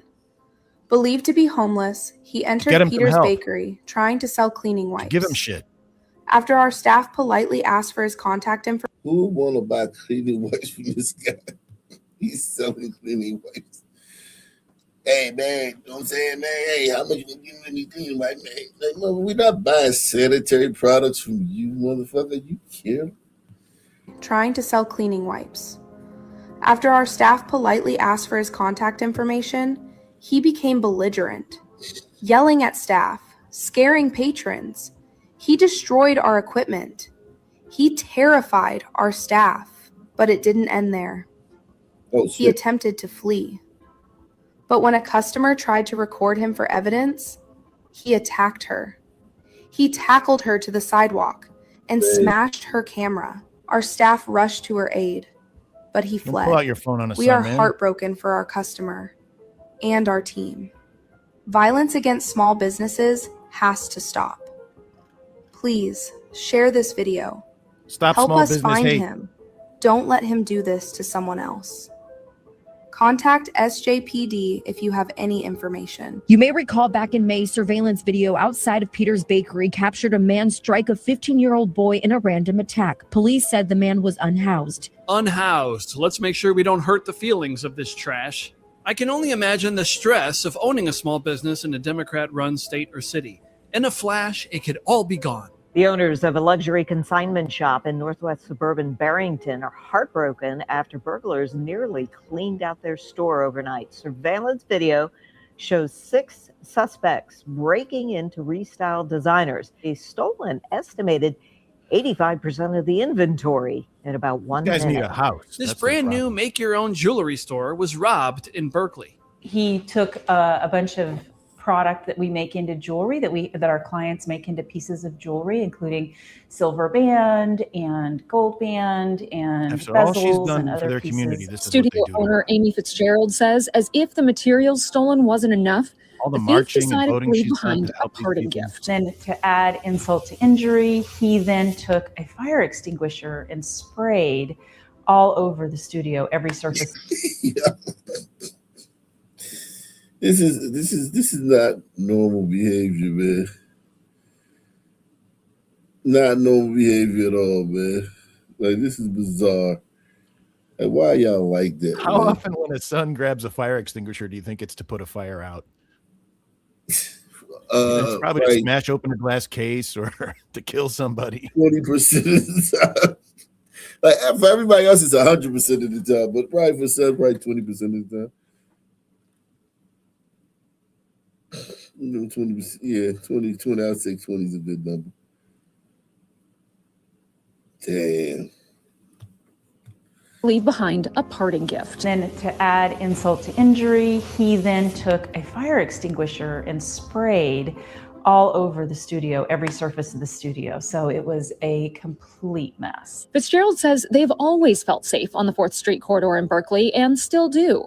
She thinks maybe the thief might have been confused. We do have a sign out on the street, and I think maybe he thought we were a real jewelry store, not a place that you come to make jewelry. Doesn't the real jewelry store have a right to feel safe too? Yeah, whatever. I really don't know, but I hope karma comes back and gets him. Or there's always police, jail. We don't have to wish upon a star to make crime stop.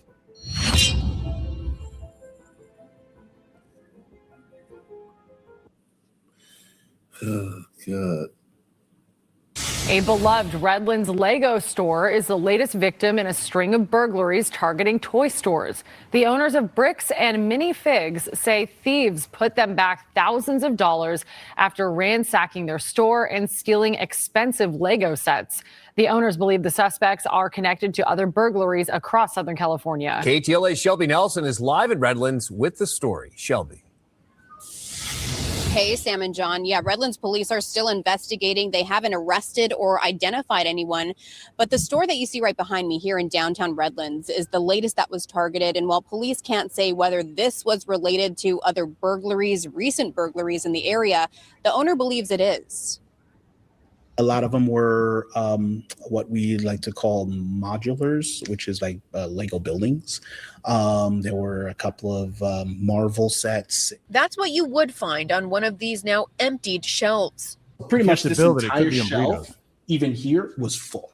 February 9th, about 2:15 in the morning, just outside Bricks and Mini Figs store in downtown Redlands.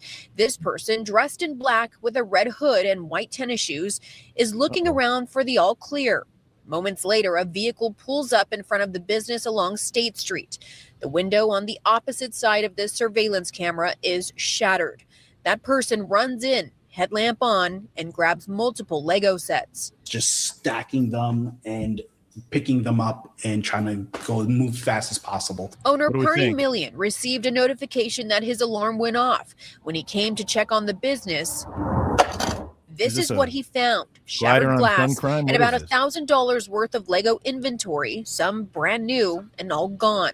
What's even more striking, the network of franchise owners is small. Once he put the word out, he learned that others in Orange County were also targeted recently, like this shop where a thief hit earlier this month. Parney believes this is the same guy who stole from his store. Those mannerisms, That's the way fact. That is facts, though. Like, yeah, just be a lot Smash the easier. window. Just come in and take what you like. It's $1,000 Without the burglary charge. Yeah, that's true. Now if he gets caught, he's actually going to, spend the night in jail. He wouldn't have to spend no time in jail if he that's just facts. Strong-armed it. Wow. stood, even the item that he used to break in, all of them were similar. Over the weekend, we covered the break-in over at Kip's Toyland in LA. Could it also be the same guy? And immediately I saw, I was like, wow, it's the same Sunman running the guy. Lego store. The one key thing was the fact that he specifically went for Lego and nothing else. One thing is certain, building a business is not as straightforward as building a set of Legos. Everything in here is out of my pocket. And, so it hurts us as owners, and it also hurts us as a community. Now, Parney says it's about $3,000 because of having to close his shop and also repairing that window. As for these collectible items, we've seen these things, a lot recently. And like whether that's crime. Pokemon cards, One Piece, Legos, we know Legos has an intrinsic value. But I asked an employee of another collectible shop why these things are being targeted, and he couldn't really say the timeliness of it, but he also told me that it's also because these items are hard to track. They can't really trace back because of the serial numbers, the lack of serial numbers. That's the very latest in Redlands. I'm Shelby Nelson, sending it back to you. That seems like glider crime. What's a Sunman going to do? Steal $1,000 Lego set and try Two to sell people. it? Shocking security video shows a man allegedly spraying insecticide on his roommate's food. The victims say it is not the first time they've had trouble with him. The victims, a man and a woman who share a home in Santa Clarita with the suspect, say they suddenly started experiencing unexplained symptoms. KTLA's Jillian Smuckler has the details. Hi, Micah and Sherry. Yeah, that man who was accused of poisoning his roommates, well, he was cited with a misdemeanor and then released. So as you can imagine, that's prompting major concerns from both his roommate and his landlord, who say this man's behavior has become a pattern.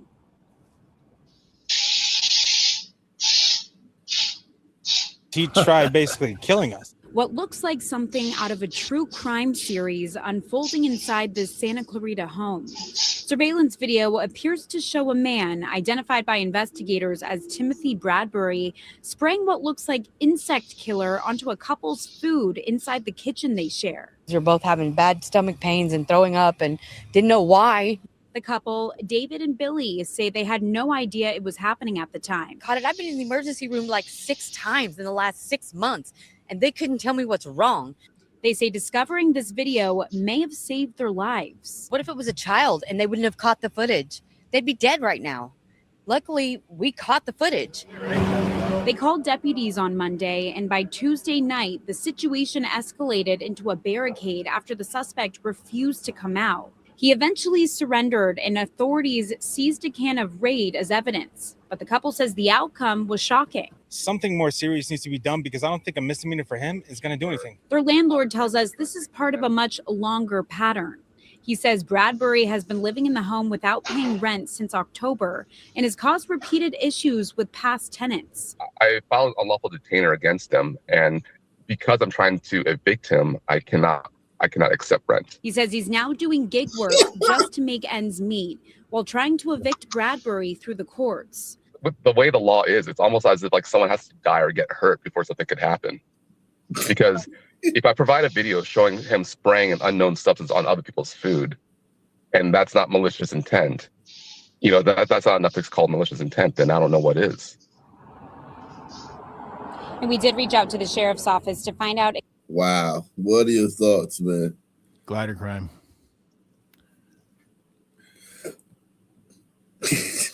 Holy shit. On to tonight, new video shows the men that witnesses say ran through a Second Ward neighborhood after robbing a woman who was breastfeeding her child in her car. Our Joy Addison is going frame by frame. Yo. My wife breastfeeds, right? As she should. That's crazy. That's bananas. Shout out to Liar Chick, man. Shout out to Liar Chick. Says, Jesus Christ. My grandfather used to tell me that all that stuff I was being taught in school about blacks being so mild and timid was bull. I didn't believe it was when I started watching your. How are you? How old are you, Liar Chick? Like, because I want to know. I just want to know, like, how old you are. Because what were your experiences? Were you denying experiences? Because just being in the world, you know that it's not true. But is the propaganda so strong that it makes you deny your, what we got to remember a lot of, let's say it was 20, 25 years ago or 10, the mixture of the population wasn't quite what it is now. You know what I mean? Like there were huge communities where there were gliders being taught this stuff. There was no sun within 10 miles, so they didn't have the day-to-day experience. There was no internet to show it to them. You would believe, oh, I'm being taught that they were oppressed. It's our fault. And they're good people. And then they haven't seen one. And then they go out into the world, they grow up, and that's when they start to get the dose of what's really going on in the world. And you have to question, was I taught lies? And you were. Yeah, but what about the ones that were born in the cities? Like, what if you lived in New York City? Like, what if you're from fucking Manhattan, or you know what I mean? Like, and I think they knew. Anybody that was no, a lot of them let their. let their lion eyes, you know. I don't know. What do you think? I don't know, man. I know what I was taught, and then I know what I So experienced. you saying it's only the ones who were like completely separate? I think there's a level of isolation, you know, in the white community. The people that live on the perimeter, where the communities are kind of, you know, up against each other, have a totally different perception of it than the ones that live in the deeper glider areas where they're not really encountering that shit on the day to day. Yeah, but I mean, if you're on the bus, like if you're on the train or on the bus, like you can't take public transportation and not know, like, you know what I mean? Like if you're just like shuttled. You talking about the kids that are shuttled from school to home from the parents, or shuttled to practice, and just never take public transportation, never, go. Yeah, okay. Still, even them, like, don't they listen to rap music? Don't they watch rap video? Aren't like most of the rap songs, rap music bought by suburban white kids? And that's what we're told. Yeah. Yeah, I think it's the propaganda's got to be so strong that you just ignore reality. Because I was that way about women for a while, right? I was that way about women, even though like women did me dirty and did foul shit to me and played with my heart and shit and broke my heart and dogged me out. I was like that with women for a long time. And I would hear all the, rappers be like, fuck them hoes, man. Them hoe bitches ain't shit but hoes and trick.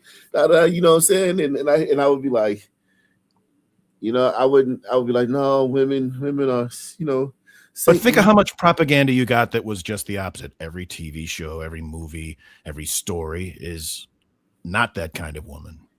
Right. You know what I mean? Your mom. Right. Sisters. Right. No doubt. I mean, you're right about that, but at the same time, like, it's like the women that you deal with are like that. The women that you deal with, what I mean? They'll be self-centered, they'll be narcissistic, they'll be, but they usually won't be evil to you. That comes later. That's when you're out in the world dating them and trying to please them, is when you encounter their evilness. Not all women, not all, but it's a war.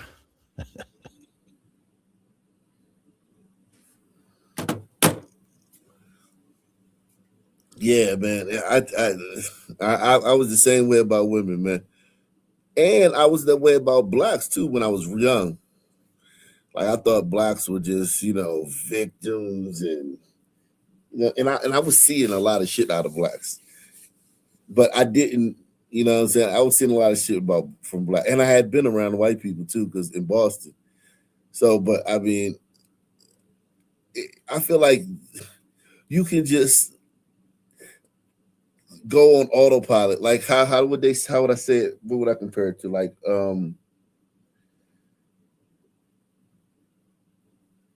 just seeing an image, right, of something that you think it's not. I saw something. I gotta see if I can find that. It was an image that this guy made on social media. I think it was Instagram, but it wasn't the actual image. It was like it looked like it was a room, but it wasn't a room. It was like, it was just weird. But he did something with the camera to make you think you were seeing something that you weren't, and then he slowly took it apart. But anyway, like, your brain just kind of like goes to factory settings. Like, you were told that this is the key, but when this is what's happening. But then when you see something that distorts your view of what you've been told overrides what you see. Yeah. The cognitive dissonance is overwritten by your programming. Yeah, exactly. Your programming, exactly. Yeah, I was definitely programmed, but I've been deprogrammed for years though. Like, I've been deprogrammed for blacks and women for 20 years now. So you know what I'm saying? I mean, yeah. Frame with this latest evidence. Hold on, let me start it up. On 2 tonight, new video shows the men that witnesses say ran through a second ward neighborhood after robbing a woman who was breastfeeding her child in her car. Our Joy Addison is going frame by frame with this latest evidence. While I didn't get anyone on camera, I did speak to several people here in the area, and they say that the incident happened just up the street outside of the fire station and carried over into an alley just behind their homes. Now, while they didn't see the robbery, what they say they did come outside and see was about 10 to 15 people running, walking, and driving down the street looking for those two suspects. And they say in that crowd was the woman's husband, who was looking for the two men in his truck. Now, I showed them video of these suspects, and they think that these are people who actually hang out here in their neighborhood. This color video clearly shows one of the two men jumping over a neighbor's fence. This still image captures a Yeah, that's him. No need for a trial. No need for a trial. He heard there was a titty out, and then he got to do some robbing. Holy shit. When you're vulnerable, sons will pounce, man. That's one thing about sons. But one thing about sons, too, if you're not vulnerable, they respect that shit. They weird, though. They will respect that shit, boy. They will respect. Like, if some sons, like, let's just say some sons, like, are just bullshitting around down, and you say they keep walking up to a bunch of white people asking for money, right? And you're standing there, and then they ask you for money, you be like, nah, I don't got it. They might get mad, but they're gonna be like, man, shit right there, man. He wild boy, he crazy, man. Like they like when you match their energy. You know what I mean? They think it's cool, man. It's just weird. It's just weird. Do it at your own risk. Yeah, exactly. That's the thing about it. But when you match their energy, it is it is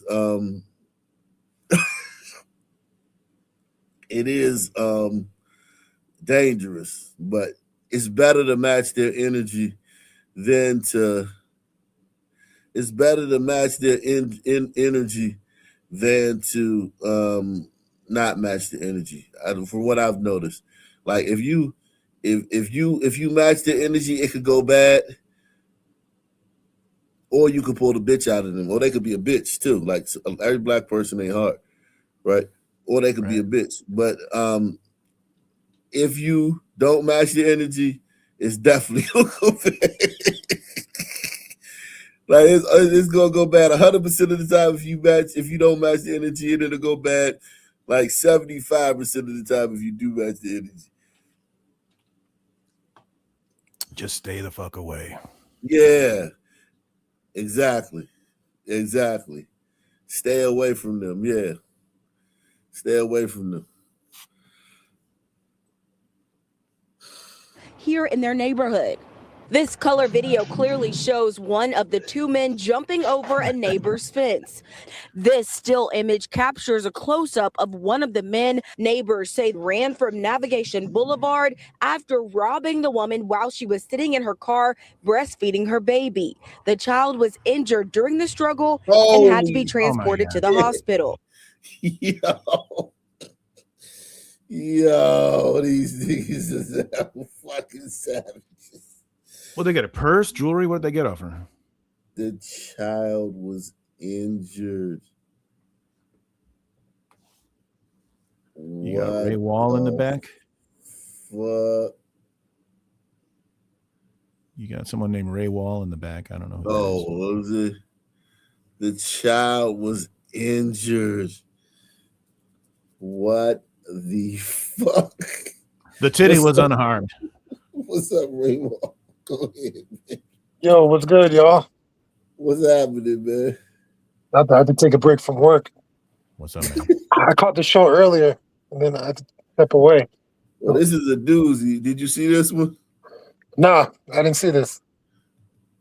Holy. On 2 tonight, new video shows the men that witnesses say ran through a second ward neighborhood after robbing a woman who was breastfeeding her child in her car. Our Joy Addison is going frame by frame with this latest evidence. While I didn't get anyone on camera, I did speak to several people here in the area, and they say that the incident happened just up the street outside of the fire station and carried over into an alley just behind their homes. Now, while they didn't see the robbery, what they say they did come outside and see was about 10 to 15 people running, walking, and driving down the street looking for those two suspects. And they say in that crowd was the woman's husband, who was looking for the two men in his truck. Now, I showed them video of these suspects, and they think that these are people who actually hang out here in their neighborhood. This color video clearly shows one of the two men jumping over a neighbor's fence. This still image captures a close-up of one of the men neighbors say ran from Navigation Boulevard after robbing the woman while she was sitting in her car breastfeeding her baby. The child was injured during the struggle and had to be transported to the hospital. The woman told police the two men committed the robbery together, then split up. Neighbors say one of them was armed, the other was not, until he allegedly found a gun inside the purse he stole. Video shows him taking what appears to be a gun and leaving the purse behind. Neighbors say the woman's husband chased the men in his truck while others pursued them on foot, but eventually lost sight of them. Police have received both the video and the still image. Now, these neighbors told our media partner Grizzly's Hood News that they believe these two men. What's that? I think he's going to be found. That's a pretty clear image. He probably lives in that hood. That guy's going to get dealt with. You hope. One hopes. Sons be milling around all day, so they just saw an opportunity. He could have been from any hood. Jeez. Yeah, he's walking around on super predators, man. Have received both the video and the still image. Now, these neighbors told our media partner Grizzly's Hood News that they believe these two men hang out at a green corner store here in the second ward. If you recognize either of them, you're urged to call HPD. Reporting from the second ward, Joy Addison, KPRC 2 News. Woman's got to have a gun in her purse if she plans on breastfeeding. They beat her to the draw. Yo, Ak, I was gonna add on to it. You said that you need to match your son's energy, otherwise you're gonna fall victim to him if you don't match it. It's like an animal. Yeah, they're very animalistic, very primal. Yeah, like they say, if you see a mountain lion in the wild, you're supposed to be aggressive. Yeah, be big. Yeah. If you feel like you're if you're showing you fear, that's your ass, man. Yeah, try to make yourself appear larger. Yeah, you run or you show fear, man, that's your ass, man. Yeah. Same with sons. Yeah, definitely. And it goes for all sons, violent and non-violent. Even if it's an argument, you still got to match the energy. Yeah. Or they're going to think they won.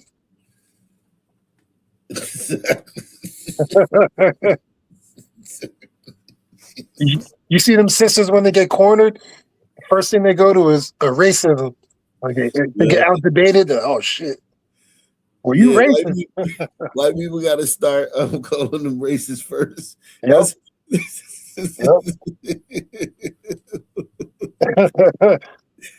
Just be like, yo, like, as soon as you get to argue with a black person, just call them racist. You know, I had a buddy, right? He used to do this shit, right? He used to say when he used to see homeless people, right? This nigga wild, man. This nigga wild. He used to see homeless people, right?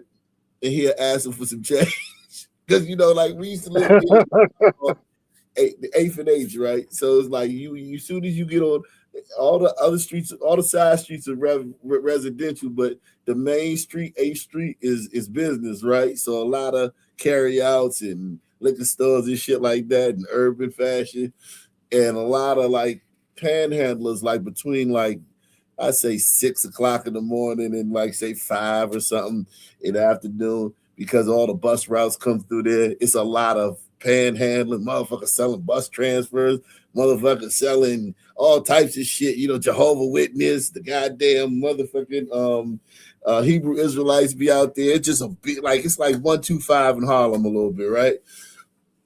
So when you walk down there, you gonna get a panhandler gonna ask you for something, right? You know what I'm saying? Yeah. He used to Always. this nigga used to go, he'll see him, he'd be like, hey brother, got a couple dollars? And the dude be like, nah, man. So they would never be like, you know, motherfucker, I'm homeless. They'd be like, oh nah, brother, sorry, brother. I wish I could help you. They'd be like, nah, I ain't got it. But it would be like, it would be so funny because it would be like, yo, this nigga literally turned the game around on them. And they would just be shocked, like but they would try to play it off, be polite. They would never like get mad. They would always be like, "Oh, I sorry, bro, I can't help you out, man. I'm sorry." It'd be funny as shit. But when you see it, it just was so funny. Like he'll just come up to him, and be like, "Hey, brother, you got a couple dollars? Anything? I mean, anything to help, man. Whatever you got, man." Like laughing, man. We'd be out there John dying, man. It's so funny. But if you match somebody energy though, that's you beat them to the punch. That's called beating them to the punch though. That's not even matching the energy. That's beating them to the punch. Yep. Some of them sons be aggressive too, that especially if you're a glider. Oh man, they're gonna press you. I've seen it. Sons definitely aggressive with gliders, man. Aggressive. Yeah, sons don't play around with gliders, man. Gliders don't even be knowing that the son they getting punked out by is really a bitch half the time. Yep. Like, they not like a son could be no reputation as a tough guy. Let me put it like that, or no reputation as a threat or a violent guy within his community. You know what I mean? He could be scared of like other black people. Yeah. Like just be like yelling at some white person in public. Yeah, motherfucker, fuck bitch ass nigga. like yo, it's crazy, man. Son's wild, man. He's taking out all his frustration with sons on the glider. All the things he wish he could say, he's taking it out on them. Oh yeah, facts. That makes sense. Another service we provide for sons. Yeah, salute, man. Thank you for that, man. Thank you for that, man. Letting us get our pent up aggression out, man. That's why your reparations, man. Shout out to PL said. He said you can't sound kind of sleepy. I don't know how to send a coffee. Oh yeah, the coffee machine is in the we also have buy me a coffee, man. We have buy me a coffee, man. Now, salute to all you people out there. This is another way you can support the channel, man. Buy me a coffee. It's it's something they've been telling me to get this for a while. I forgot who told me to get that. But I think it was Snake Plisson. He told me to get that. Yeah, shout out to Snake, man. But yeah, this is that's another way you can support the channel. We got so many ways to support the channel, man. But yeah, we've been going hard, man, these last 2 days, man. We did 4 hours yesterday. How many hours we doing right now? We did 4 hours yesterday during the day. Oh damn, we on 2.5. Damn. Grinding yesterday. Damn, it felt like it just flew by yesterday. But yeah, man. Salute to everybody out there. We're gonna keep it pushing. Can we just take a moment to process this, Sam and John? I don't even think that when I was taking my college courses that I could at the time, when we were of age, those were really hard to take. But for this fourth grader, I mean, oh my goodness, we are so proud of little Miss Honey. She's doing an amazing job. And according to school officials, she could be the first of others to follow in her footsteps. She is very, very, very brilliant. She is dedicated. She is passionate. She loves learning. We're learning how to construct decimals into fractions. It's what's typical of a fourth grader like Honey Cooper, learning fractions, science, and Honey's favorite. I really do like to read. Okay, what's your favorite book? My favorite book is Augie and Me. But what's not typical of this fourth grader is that she's duly enrolled at Kimbark Elementary School and in a college course at San Bernardino Valley College. It's very different because in my fourth grade class, there's like a lot of people, like 33 people. And in the art class, there's only like 12 people. Even though she's in the fourth grade, Honey's about at a seventh grade math level with reading. She's probably at a high 12th grade. Mom Mia Cooper says Honey didn't babble or talk much as a baby, but by 18 months, things started to change. Honey, the youngest of 5, eventually taught herself how to read. After noticing Honey's gift, Assistant Superintendent of Student Services Sandra Rodriguez intervened. She had previously seen a young homeschool student taking a college course. I'm like, you know what? We can have public school kids go to San Bernardino Valley College. So I asked Mia what she thought about that and if she thought that Honey might be interested. And she was. Honey started taking a college art class this month. I asked her how she manages. It really is a lot, but if you can really just balance and if you really balance it, and it could go really smoothly well. As for what she dreams of becoming when she grows up, I either want to be a surgeon, an artist, or a fashion designer. One of the beautiful things that I think that this entire story really demonstrates is that when you raise the bar for students, they will reach it, and they will even blow your mind and exceed it. That's a subtle shot at Wes. Good for her, man. Her parents tried to make her a stripper by naming her Honey, but she's gonna go the other way. She's subbing. She's subtweeting blacks, man. Like he's subbing us, man. Demonstrates is that when you raise the bar for students, they will reach it, and they will even blow your mind and exceed it. All right, Sam and John. So there's one thing that Honey's mom tells me she has a little trouble with. Maybe you can guess. Oh gosh. Any options? Any guesses? Knowing who Well, her she dad is? reads books, like physical books. So I Wisdom don't know math, if it's yeah. screen time. She does. Social media. It's keeping her room clean. Amazing. Clean. Yeah. Well, she has a flaw. You know, kids will be kids. There you go. But she's great nonetheless. And We love you, Miss Honey. And adorable. Damn. And good for her. A girl can read at her grade level and it makes the news. That's how far the education system is falling, man.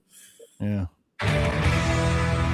First on Fox, the Baldwin family is prepared to be ripped apart in the Trump administration's crackdown on illegal immigration. A deportation order could come as soon as tomorrow for a husband and father of 2 young girls. Fox News' Andy Banker is here now with our exclusive report. And Andy, this one tugs at the heartstrings. Yeah, his wife says he won't even be able to hug her or their 2 young daughters before he's sent to Mexico. Alejandro Perez has pleaded guilty to illegally entering the United States in 2012. He has since become a beloved husband, father, and member of his church. Oh, well, then he should stay. I was emotional. Yeah. If you break the law, as long as you get married, it's okay then. Yeah, I snuck into the movie, but listen, I haven't been talking, and I haven't It's not like I robbed some woman breastfeeding or something. Let me stay. Yeah, man. Hey, by the way, my latest video is out. Speaking of immigrants, if you want to check that out, fans, put it in the back. Put it in the back. It's When I was packing his bag. How is this real? He's illegal. Trump ran on this in 2024. He was elected in 2024. He became president in 2025. He started immediately deporting illegals. Where have you been? Where the fuck have you been? How did this happen? Well, it started with him breaking into the country. That's where it started. Where has she is she had that disease where you amnesia? Yeah. Does she have amnesia, man? What the fuck is wrong with this woman? Become a beloved husband, father, and member of his church. I was emotional when I was packing his bag. How is this real? Is he seriously not going to come back to? You should have found you a good old white man. All these white men out here, and all you could find was goddamn Alejandro and shit. Bitch, they got you a white man. You never had to worry about this shit, bitch. Oh, women His like house illegal here? immigration. I still think this. When it's men. I said women like illegal immigration because it's all men. Right, exactly. If they brought a whole bunch of females, they end that shit tomorrow.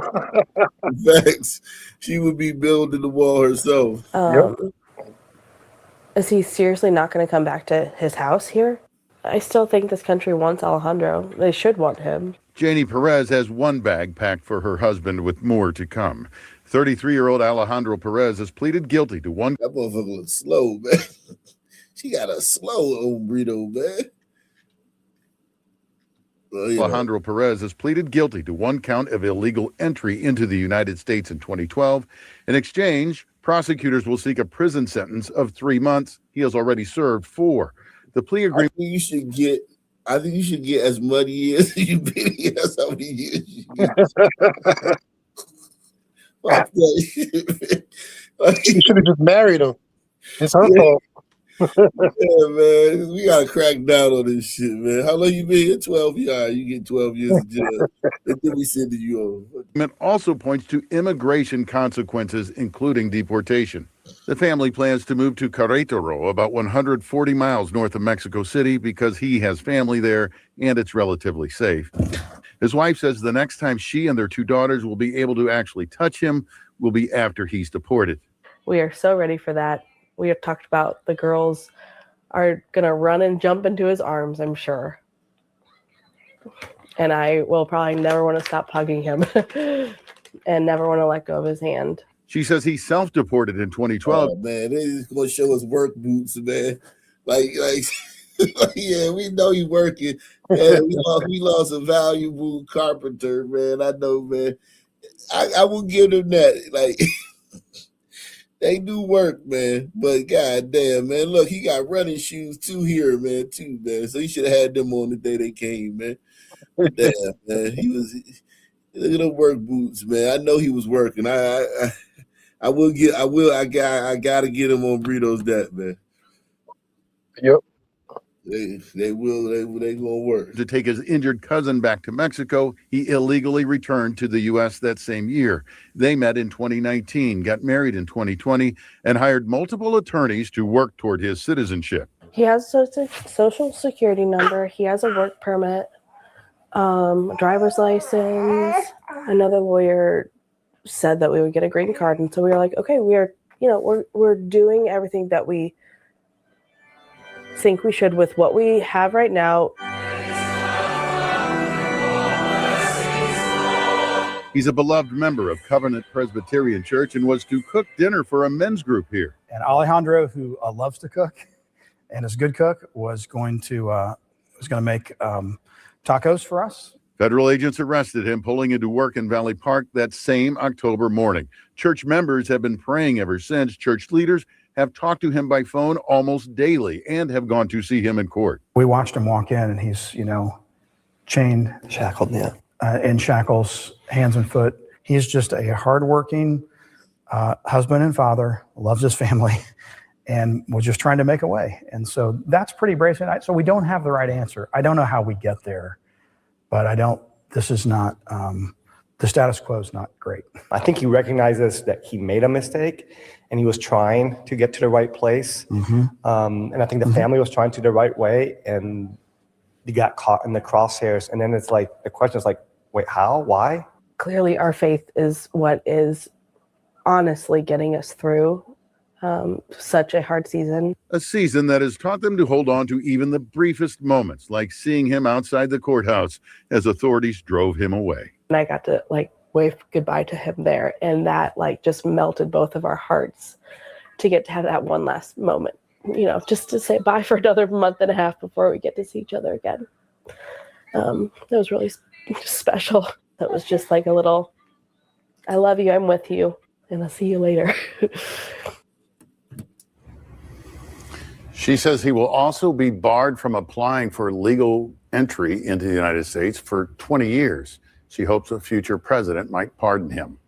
For months, we've been asking her federal representatives in Congress, Congresswoman Ann Wagner, along with Senators Josh Hawley and Eric Schmidt, whether they're willing to help this family out in any way, and they have yet to say. Shirley? Jimmy's in the back.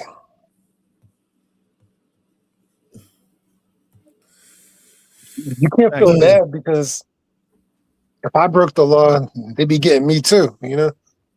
Yeah. They wouldn't be like, oh, well, you changed.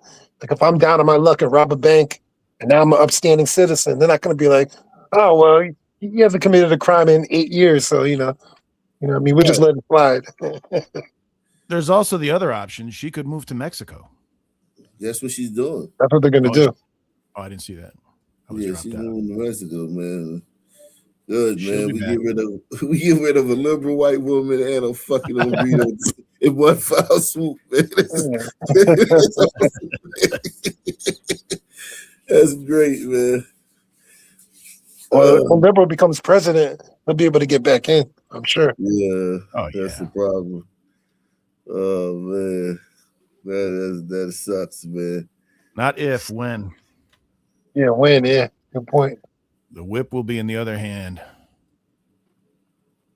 Yeah, I felt bad for the ICE agents, man. They're going to go after them. Oh, yeah. Oh, yeah. Definitely. Without a doubt. They're going to go after everybody. And they're going to, like, show Republicans how it's done. Like, yep. Like this Republicans going to be like, oh, shit. Like, we could have been doing that. Yeah, you could have done that, but you didn't. And now it's what you get.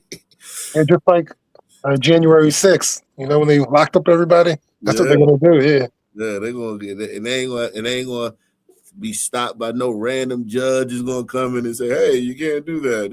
It's gonna be like, it's shit gonna be carte blanche. It's gonna be shit.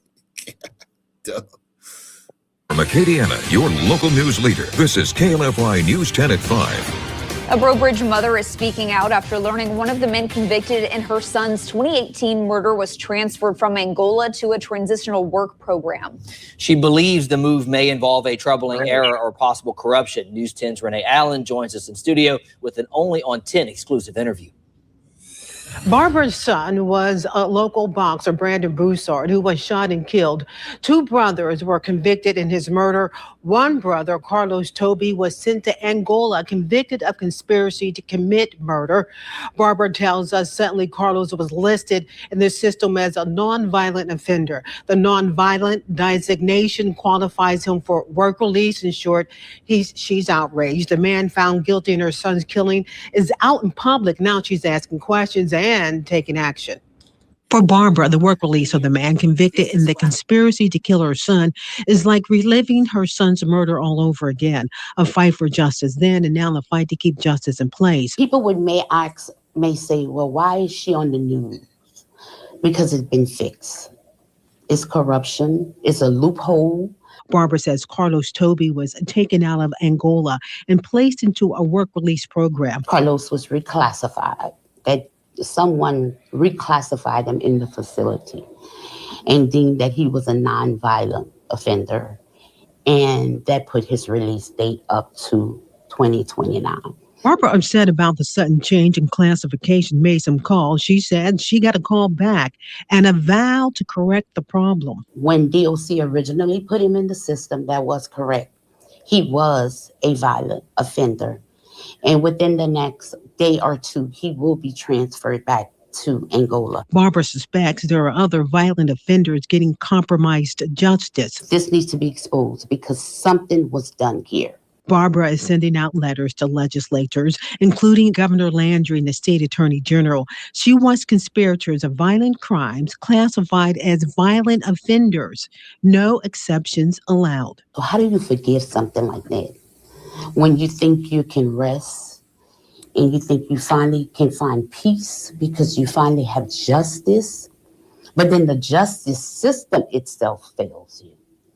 So I'm here for other families that this may have happened to and to prevent it from happening in the future. And so Barbara says going to get to the bottom of this, she is, and there is no way, no. Well, you know, Listen, man, she probably votes Democrat up and down the fucking ballot every single time. No doubt. So she these are the policies, that you get. Which I don't. It's unfortunate, but yeah, this is what you voted for, man. I can tell you that I did speak with a few people, but there were messages upon messages online pouring out of love and memories and thank yous of Michael Brown, who owns Sloppy Chops behind me. They're getting the message of his death rocking the community all throughout Detroit. Let's take a good look at him because he is beloved and missed by so many. This is Michael Brown, also known as Mike B. That's what many people called him, both in his restaurants and outside the restaurants. He was known for Sloppy Chops and Sloppy Crab. Those were I his. remember those. They did a story on him a while ago. I can't remember what it was about, but he was in the news a while ago. Shout out to PL Sanders says, I can't make it work. I'm old. Please use this and buy yourself a car. Yeah, man, you just click the link, man. It's just go. Let me just show y'all guys how to use buy me a coffee, man. It's real easy, man.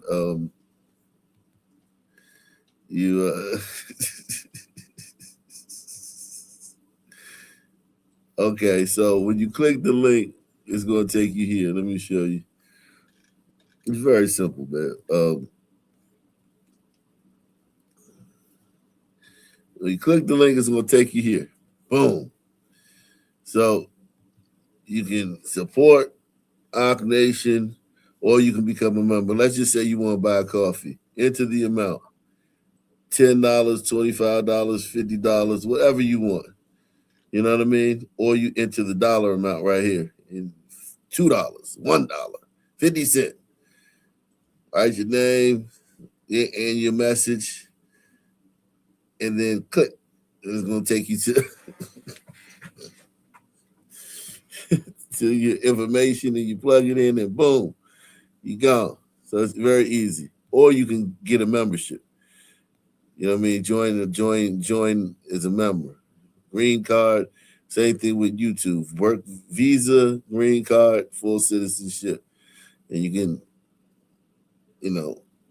support the channel monthly. Very simple, man. Very simple, man. But yeah, salute to you, PL Sandwich, man. Appreciate you. Bringing awareness to that, man. Maybe it is hard for some people, man. Maybe it is hard. But yeah. I can tell you that I did speak with a few people, but there were messages upon messages online pouring out of love and memories and thank yous of Michael Brown, who owns Sloppy Chops behind me. They're getting the message of his death rocking the community all throughout Detroit. Let's take a good look at him because he is beloved and missed by so many. This is Michael Brown, also known as Mike B. That's what many people called him, both in his restaurants and outside the restaurants. He was known for Sloppy Chops and Sloppy Crab. Those were his establishments, his places, and many say that the food was good, but it was his heart. That's what stood out the most. Detroit police say 3 people were shot at 4:30 in the morning on Saturday on Pilgrim Street and Schaefer Highway. Mike B, again, as many people called him, died of his injuries. Messages, as I said, have been pouring in since it all happened, saying he was a great father, great husband, and overall mountain of a man. Very well loved, respected. He was an asset to our community. He fed us good. He even went past food to do community service and to help community organizations and people. No one could be hungry around him, could be in need around him. No one could be hungry around him, yeah. But yeah, he was this is tragic, man. This is tragic, man. I remember they did a story. I'm trying to remember what the story was. But yeah, I remember him, man. He was. This is insane. So we got Nipsey Hussle's. Follow me here, guys. We got Nipsey Hussle's restaurant getting shot up. Black Sam having to dive behind a car to not get hit with bullets. A day later, we got Sloppy Chops restaurant owner getting shot down. Stop food hate. Right? We need more food deserts, man. Shit, because when there's not a food desert, you niggas, it endangers you niggas. Salute to Savrix in the building, man, getting the membership for somebody, some lucky person, man. Yo, this is crazy. Shit. Let's see if he got a website. I mean, he got a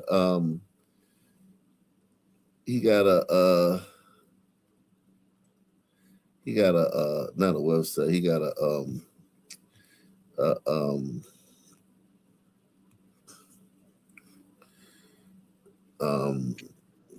IG page. IG. Damn. That's crazy, man. His restaurant was pretty good, man. They had a 3.9 out of 5 stars, man.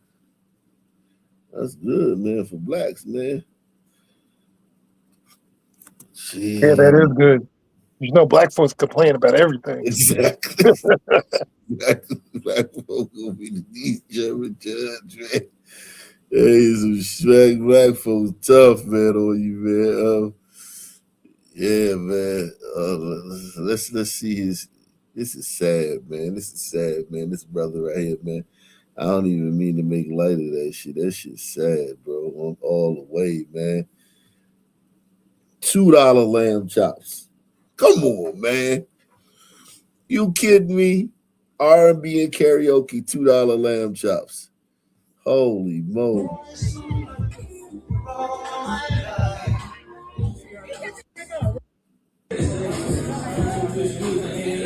Turkey sliders.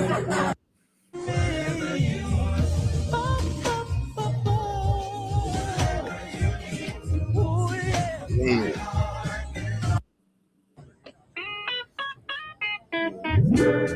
Who the good Jimmy? Yeah. This black folk food, man. I'm telling you, man. Love that shit. $12, 5 for sloppy wings.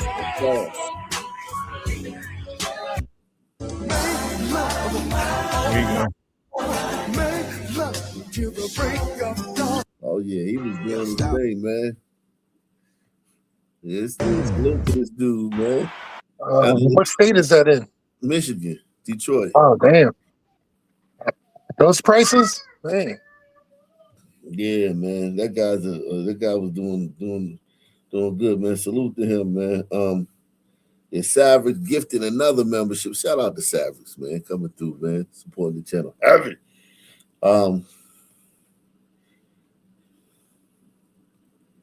Wow. This is sad, man. Stood up and supported the community, specifically around hunger. He always did things to make sure that people had food, that he would say that there's no young person that's going to be hungry as long as I'm around. So he would do things. And then I remember either was last year or the year before last that there was a tragic thing that happened at one of his restaurants, and he was just there 10 toes down for that person and that family and that community. So many people posting, sharing memories, just like you heard there. Now, police tell us that they are looking for the suspects, and they're asking anyone with tips and information to please reach out to them as soon as possible. Call 1-800-SPEAK-UP. It is all anonymous. Reporting live here in Detroit, Lauren Edwards, Fox 2 News. Yeah, Lauren, do we know much about this shit? Is sad, man. They killed that fucking dude, man.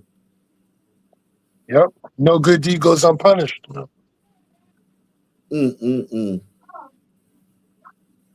Yeah, that's what he had. Somebody got shot at his restaurant. That's why. Sons of wicked, man.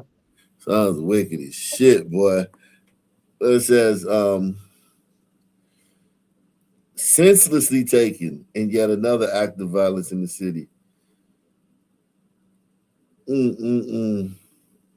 Children.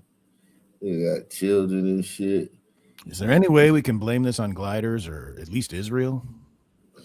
Israel, yeah, I'm sure you blame it on Israel. Easy, man. Especially, because they killed him in, I don't know, in some way. We support them in the war, so they killed him because we supported them. This would say, can't believe y'all took my guy Mike B last night, an amazing father and successful business owner. We've done business on so many occasions. I was always your go-to when you needed food content done for sloppy crab and sloppy chops. I'm not certain what happened, but I'm praying for his family, especially children. Watch over our streets, our establishments, the people working. Okay. Wow.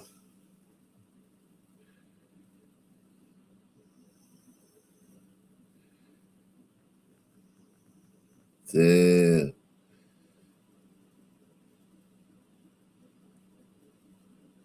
It says Mike B. and Daryl Hasty, two giants in the city of Detroit, have fallen. Your leadership. Who's Daryl Hasty? He got shot too, man.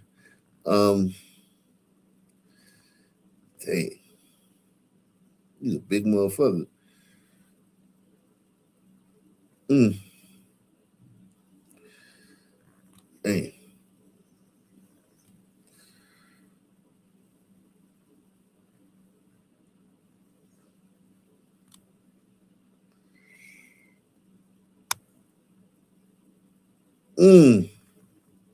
I'm trying to figure out what happened. Anybody gonna say what happened, or the streets, or we keeping the code, or whatever the fuck? What up, though, man? Listen, right? One time. What up, though, man? Listen, right? Let me tell y'all something, man. Life is so short, man. Listen to me, and so much shit. People are being taken away from us at an all-time high now, man. These bums is winning out here. They losing, but they winning at the same time. They accomplishing, they losing this. They taking a lot of people dying in these car accidents. Motherfuckers getting killed out of jealousy and hate for no reason. You know what I'm saying? Detroit just lost for real, man, a legendary dude, young black man. Mike B, man, who owned a club status, sloppy chops, and I think sloppy crabs, if I'm not mistaken, man. And it's sad, bro. I went to school with Mike B. Me and him went to Southfield Latham together, B Wing. You know what I'm saying? I went to school with Mike B. You know what I'm saying? And it was crazy about it. I think I know what you're saying. Morning, I was talking to Mo Green, a good partner of, like family to me. But it's crazy, like how the world go. I'm talking to like a good friend of Mike B's. You know what I'm saying? We was up at 4 o'clock this morning. It's about 6 on the phone talking. We was 4 to 5, 6 o'clock in the morning, just talking, kicking the shit. And I strolled down this motherfucker as soon as I got up this morning. And it was true, man. He was gone, man. You know what I'm saying? Listen, bro. Nigga got everything in the world going for itself. You know what I'm saying? Cool, smooth, the whole city love him. Businessman, good dude, family man. And a bum mother. I don't know what you're saying. Took his life away, man. That's why I say you got to be real careful out here. You know what I'm saying? And you never know when you walk out your house. You never know. This is real talk, man. You don't know. You never know. You never know if you're gonna walk back in that motherfucker. You know what I'm saying? So it's like at this point we gotta just let everybody know we love them, our kids, our family. I'm trying to figure out what happened to the guy, man. The streets ain't talking. This is family. Damn.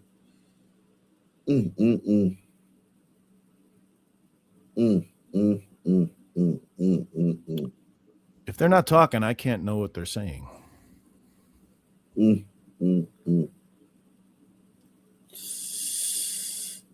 Outside of a nightclub. Oh, he got killed outside of a nightclub. He was in his 40s? Huh? You think he was in his 40s? Yeah, definitely. 40s, yeah.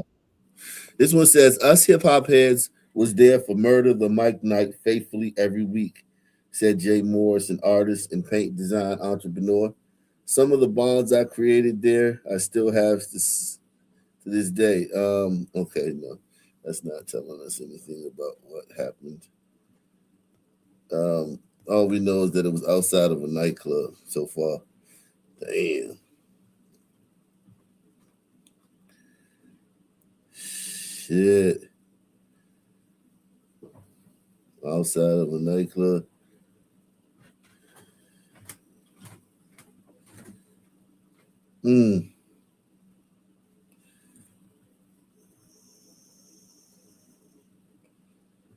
Wow.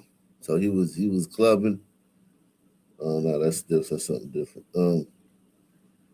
He was out there. Maybe, you know. He died out in front of a nightclub, so it was ruled natural causes. Shit. Damn. Oh man. While leaving Suite 100, he was killed while leaving Suite 100. I guess that's a club. Damn, nigga whacked his ass.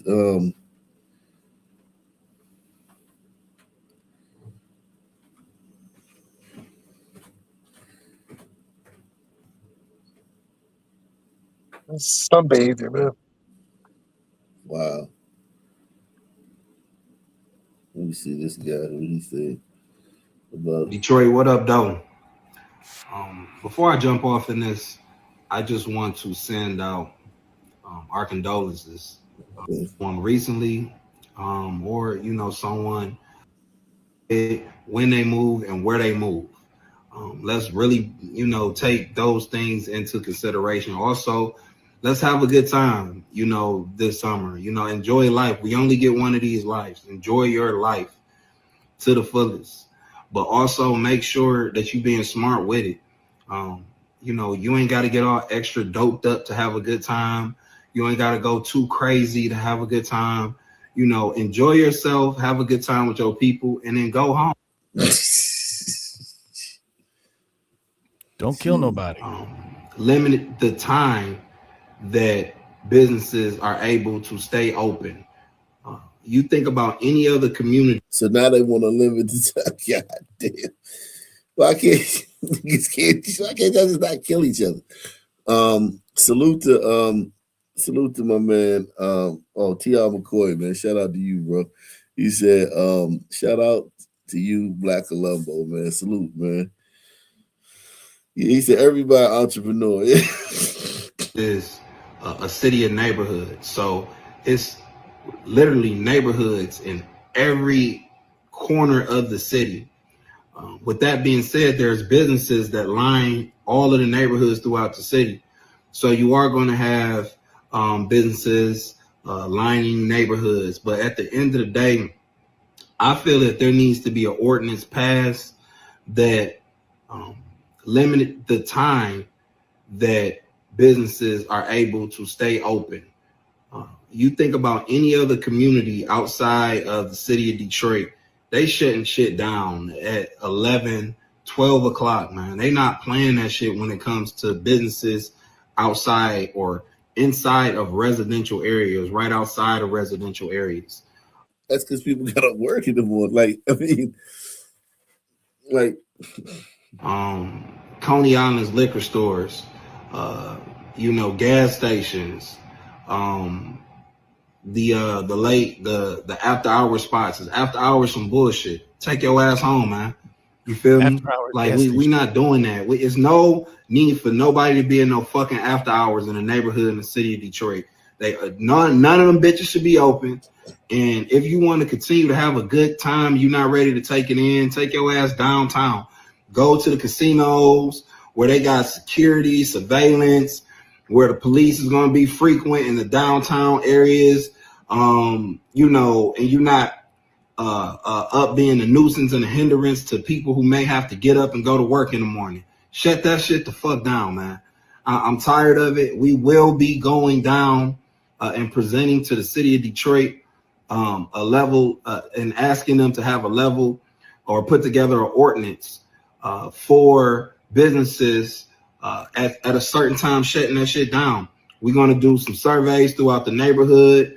We're going to hear from the people. But look, at the end of the day, we done with that shit. We too old for this shit, man. We getting too old to be needing to be somewhere so fucking bad in the neighborhood at 4 or 5 in the fucking morning. Like, this shit is unacceptable, dog. It's unacceptable. And I want us to be smarter people than this and be more accountable people when it comes to how we move around in our neighborhoods. Like, it should be no reason. At 5 o'clock in the morning, I do not have my guys out. They're at home with their fucking families. Like, everybody should be. You know, we not doing no patrol at no fucking 5 o'clock in the morning just because some after hours want to stay open.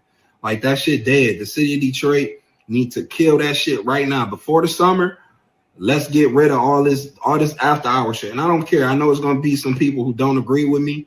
I know there's gonna be some businesses who don't agree with me. Speaking of, the businesses that be having a lot of the riffraff, especially on the west side of Detroit.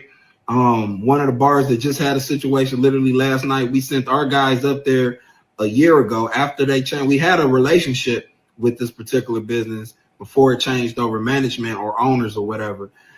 Yeah, bruh, you trying to change the whole city. He trying to make it so can't nobody in the whole city go out at night because it's, oh my God. So I guess this is the guy and his wife.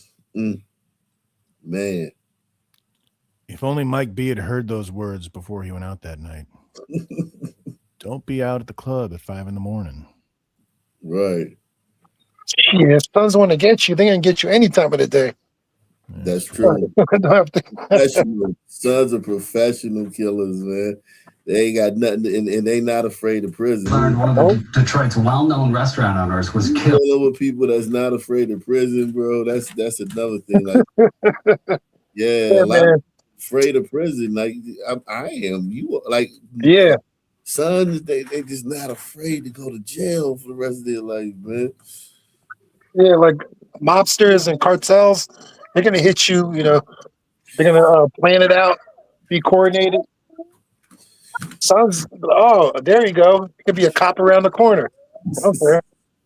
Yeah, just like with the Nipsey Hussle shooting, it was cops everywhere down there, everywhere.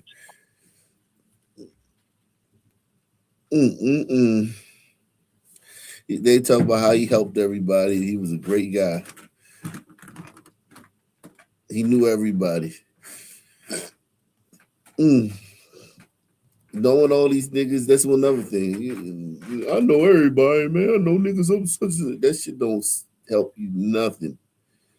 Knowing a bunch of niggas don't help you nothing. I've been there, man. Knowing a bunch of niggas, that shit don't save you from nothing. It might save you from a little tight like stuff like, hey man, oh you know who so all right. But if this really going down, it can't save you. They gonna kill you, don't care who you know. Yeah, sons don't believe in hierarchy. Nah. You don't have the emotional control too. You have to have control to believe in hierarchy too. You gotta be like, okay. You know what I mean? You gotta be able to like a son just don't care. Like when you get mad, you don't care. Yep. There's no made men or none of that. Nah. I don't care about that. Anybody can get, especially especially because a lot of the young people are the ones doing a lot of the crime, and they don't give a fuck who you killed in 1992. Fuck about that shit, man.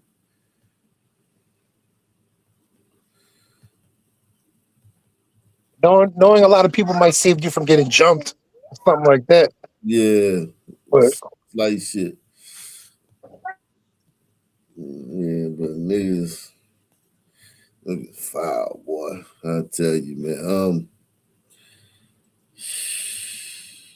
Man, that shit blew me, man. Because I remember he was on the news a few years ago. I did a story on him.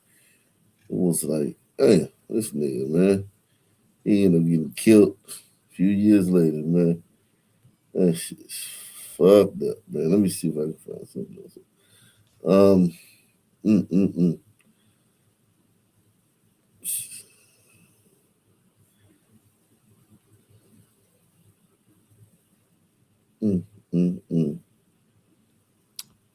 Interesting. No surveillance camera footage of this incident or anything.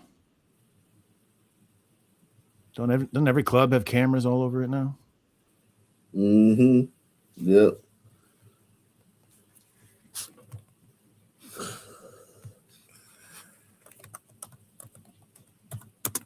I'm gonna play your video next, man. You put it in the back chat?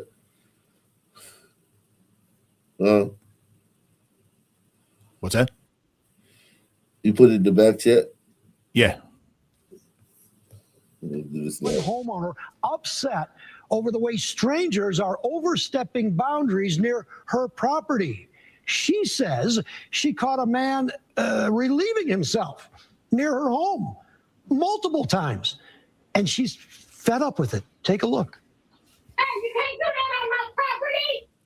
Take your puss in the back row. I didn't cuss, but I didn't use nice words. You can't do that on my property. I saw the guy get out the box truck, walk over there to the tree, and I was lit. I went directly outside on my porch. I got it on my camera. I said, you can urinate on my property. I don't care. Take your puss in the gas station. You see that tree at the end of my property? They would go there.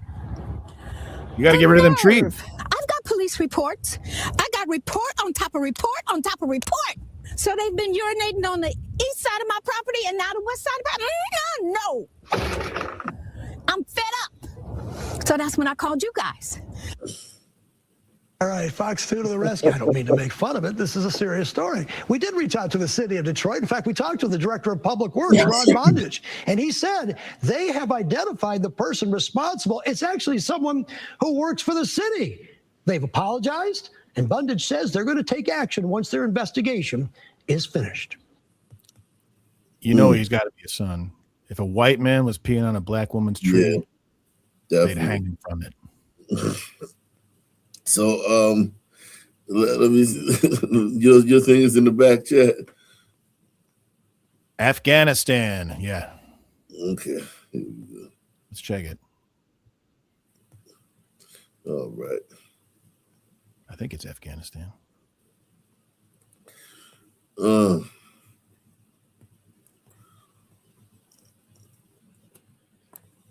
If you go to a restaurant.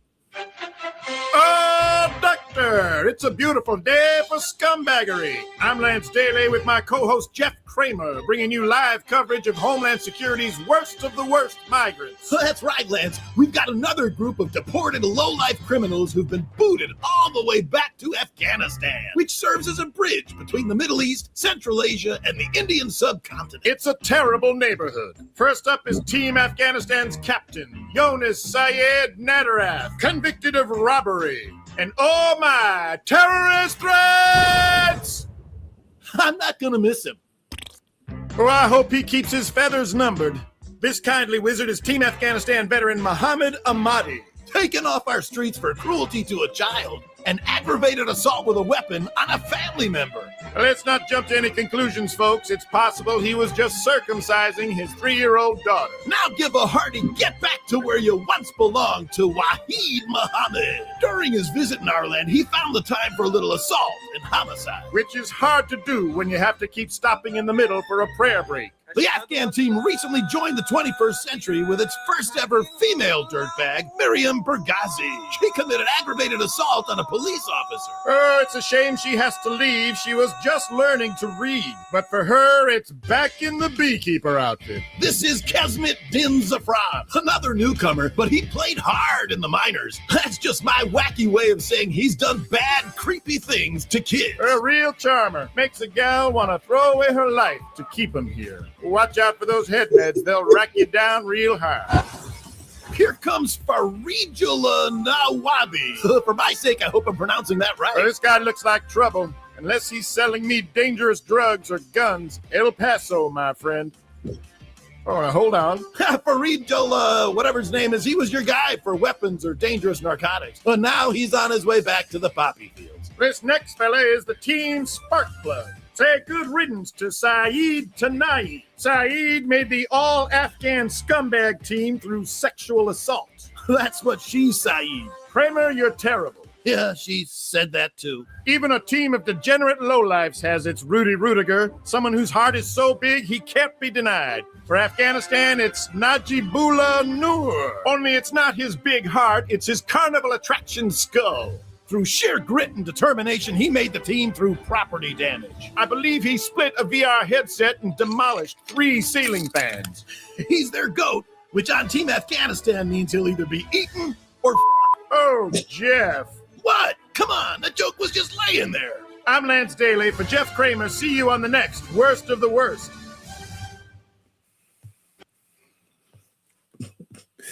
Oh man, wow, unbelievable, man. I dropped out, man. Sorry about that. Shout out to Savage. He says, "Yeah, your soul people need to avoid proximity of this shit." Yeah. Yeah. What are your thoughts? Jimmy? On which now? On your video. Oh, I don't know, man. I lost my connection in the middle of it. How did it do? What do y'all think, Jimmy's video? Did y'all enjoy Jimmy's video? Is there anybody? It was entertaining. That's all I'm going for, guys. Couple yucks. Haiti is next. Haiti comes out tomorrow, and after that, we're gonna do Iran. Keep it timely. That shit was funny. No, I thought it was funny, man. It hit all the points, man. You called them out on all this shit, man. Let's see this one. This is one right here. This one right here. Let's see.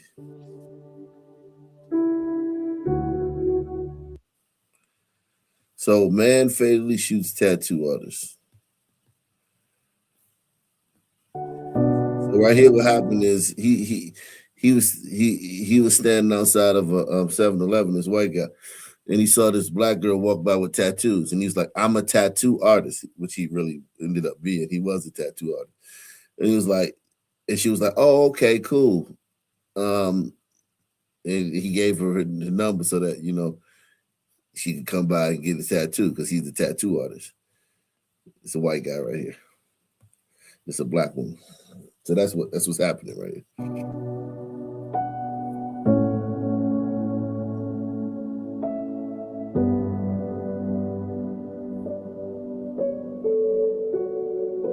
Here comes her boyfriend. She can't stop him. She can't even stop him. She's so unconcerned. She picking up stuff. He about to come over and kill this guy. She's picking up something she dropped. Son's the wicked, man. Instead of being like, yo, he's about to do a tattoo for me. I'm bothered. She just laughed. She dropped something. So she went and picked it up while he's about to go kill. Yeah, man, you on your own with sons, man. Look at her. Look at her. She's not doing anything to this escalated. He just walks away. She knows he's crazy. Shit. Yeah, but man, like, you could save his life. Like, I mean, like, yo, hey, man, it's not. She's like, fucking, I ain't in it. That's tough, man. Crazy.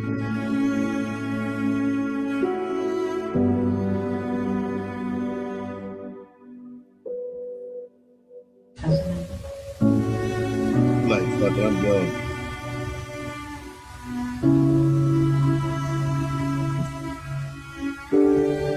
And she runs off. Yep, of course. What's up, Jimmy, man? What's your thoughts, man?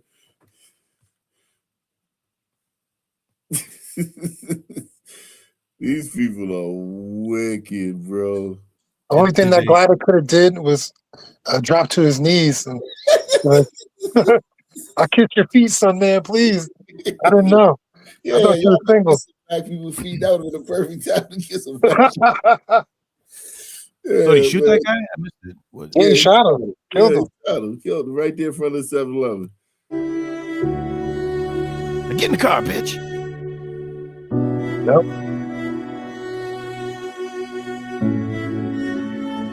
If the cop asked her, she didn't see anything.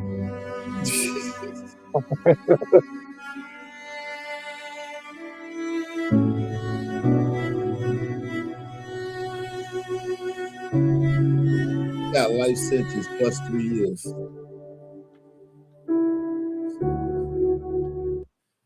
Damn, bro. Plus 3 years. That's weird. You That glider didn't look like he was. Oh, sorry. Go ahead. My bad. No, go ahead, man. I was saying that glider didn't look like he was too scared. Maybe the stuntman shot him. I mean, like He was in shock. I mean, that stuntman had like he had an extended clip hanging out that Yeah. motherfucker. He probably was frozen. Yeah, he probably froze. Yeah. He probably might have thought like this dude ain't gonna shoot me right here in front of this 7-Eleven. Certainly. There's no way I would get shot just for talking to a woman about tattooing. There's no way. But we don't know if maybe he did. He was telling him that it was over. He was trying to, but the stuntman probably he might not believe that shit too. The stuntman might have been high, drunk, or some shit too. And plus, he is about respect. Like one thing about sons, respect is everything. Yeah, that's why I was saying he should have dropped to his knees and started kissing his feet. Respect is everything, man. Salute to everybody out here, man. We did 3.5 hours, man. I'm gonna try to come back tonight. I be trying to come back at night, so I'll be tired, man. But yeah, I'm glad I'm able to do this daytime show, man. For all the people that never get to see the nighttime show, or rarely get to see the nighttime show, man. Salute to all Sons you of guys. the sunlight. I want to try to come back tonight, man. Look out for the notifications, man. I'm going to try to come back tonight. Any final thoughts? Hey, thanks for showing my video, man. I got some support from the nation. I got a few people that signed up, subbed. I appreciate that. Yeah, man. Put your link in the description box, man. I mean, put your link in the chat. Salute, man. Same black time, same black channel. I'm out of here.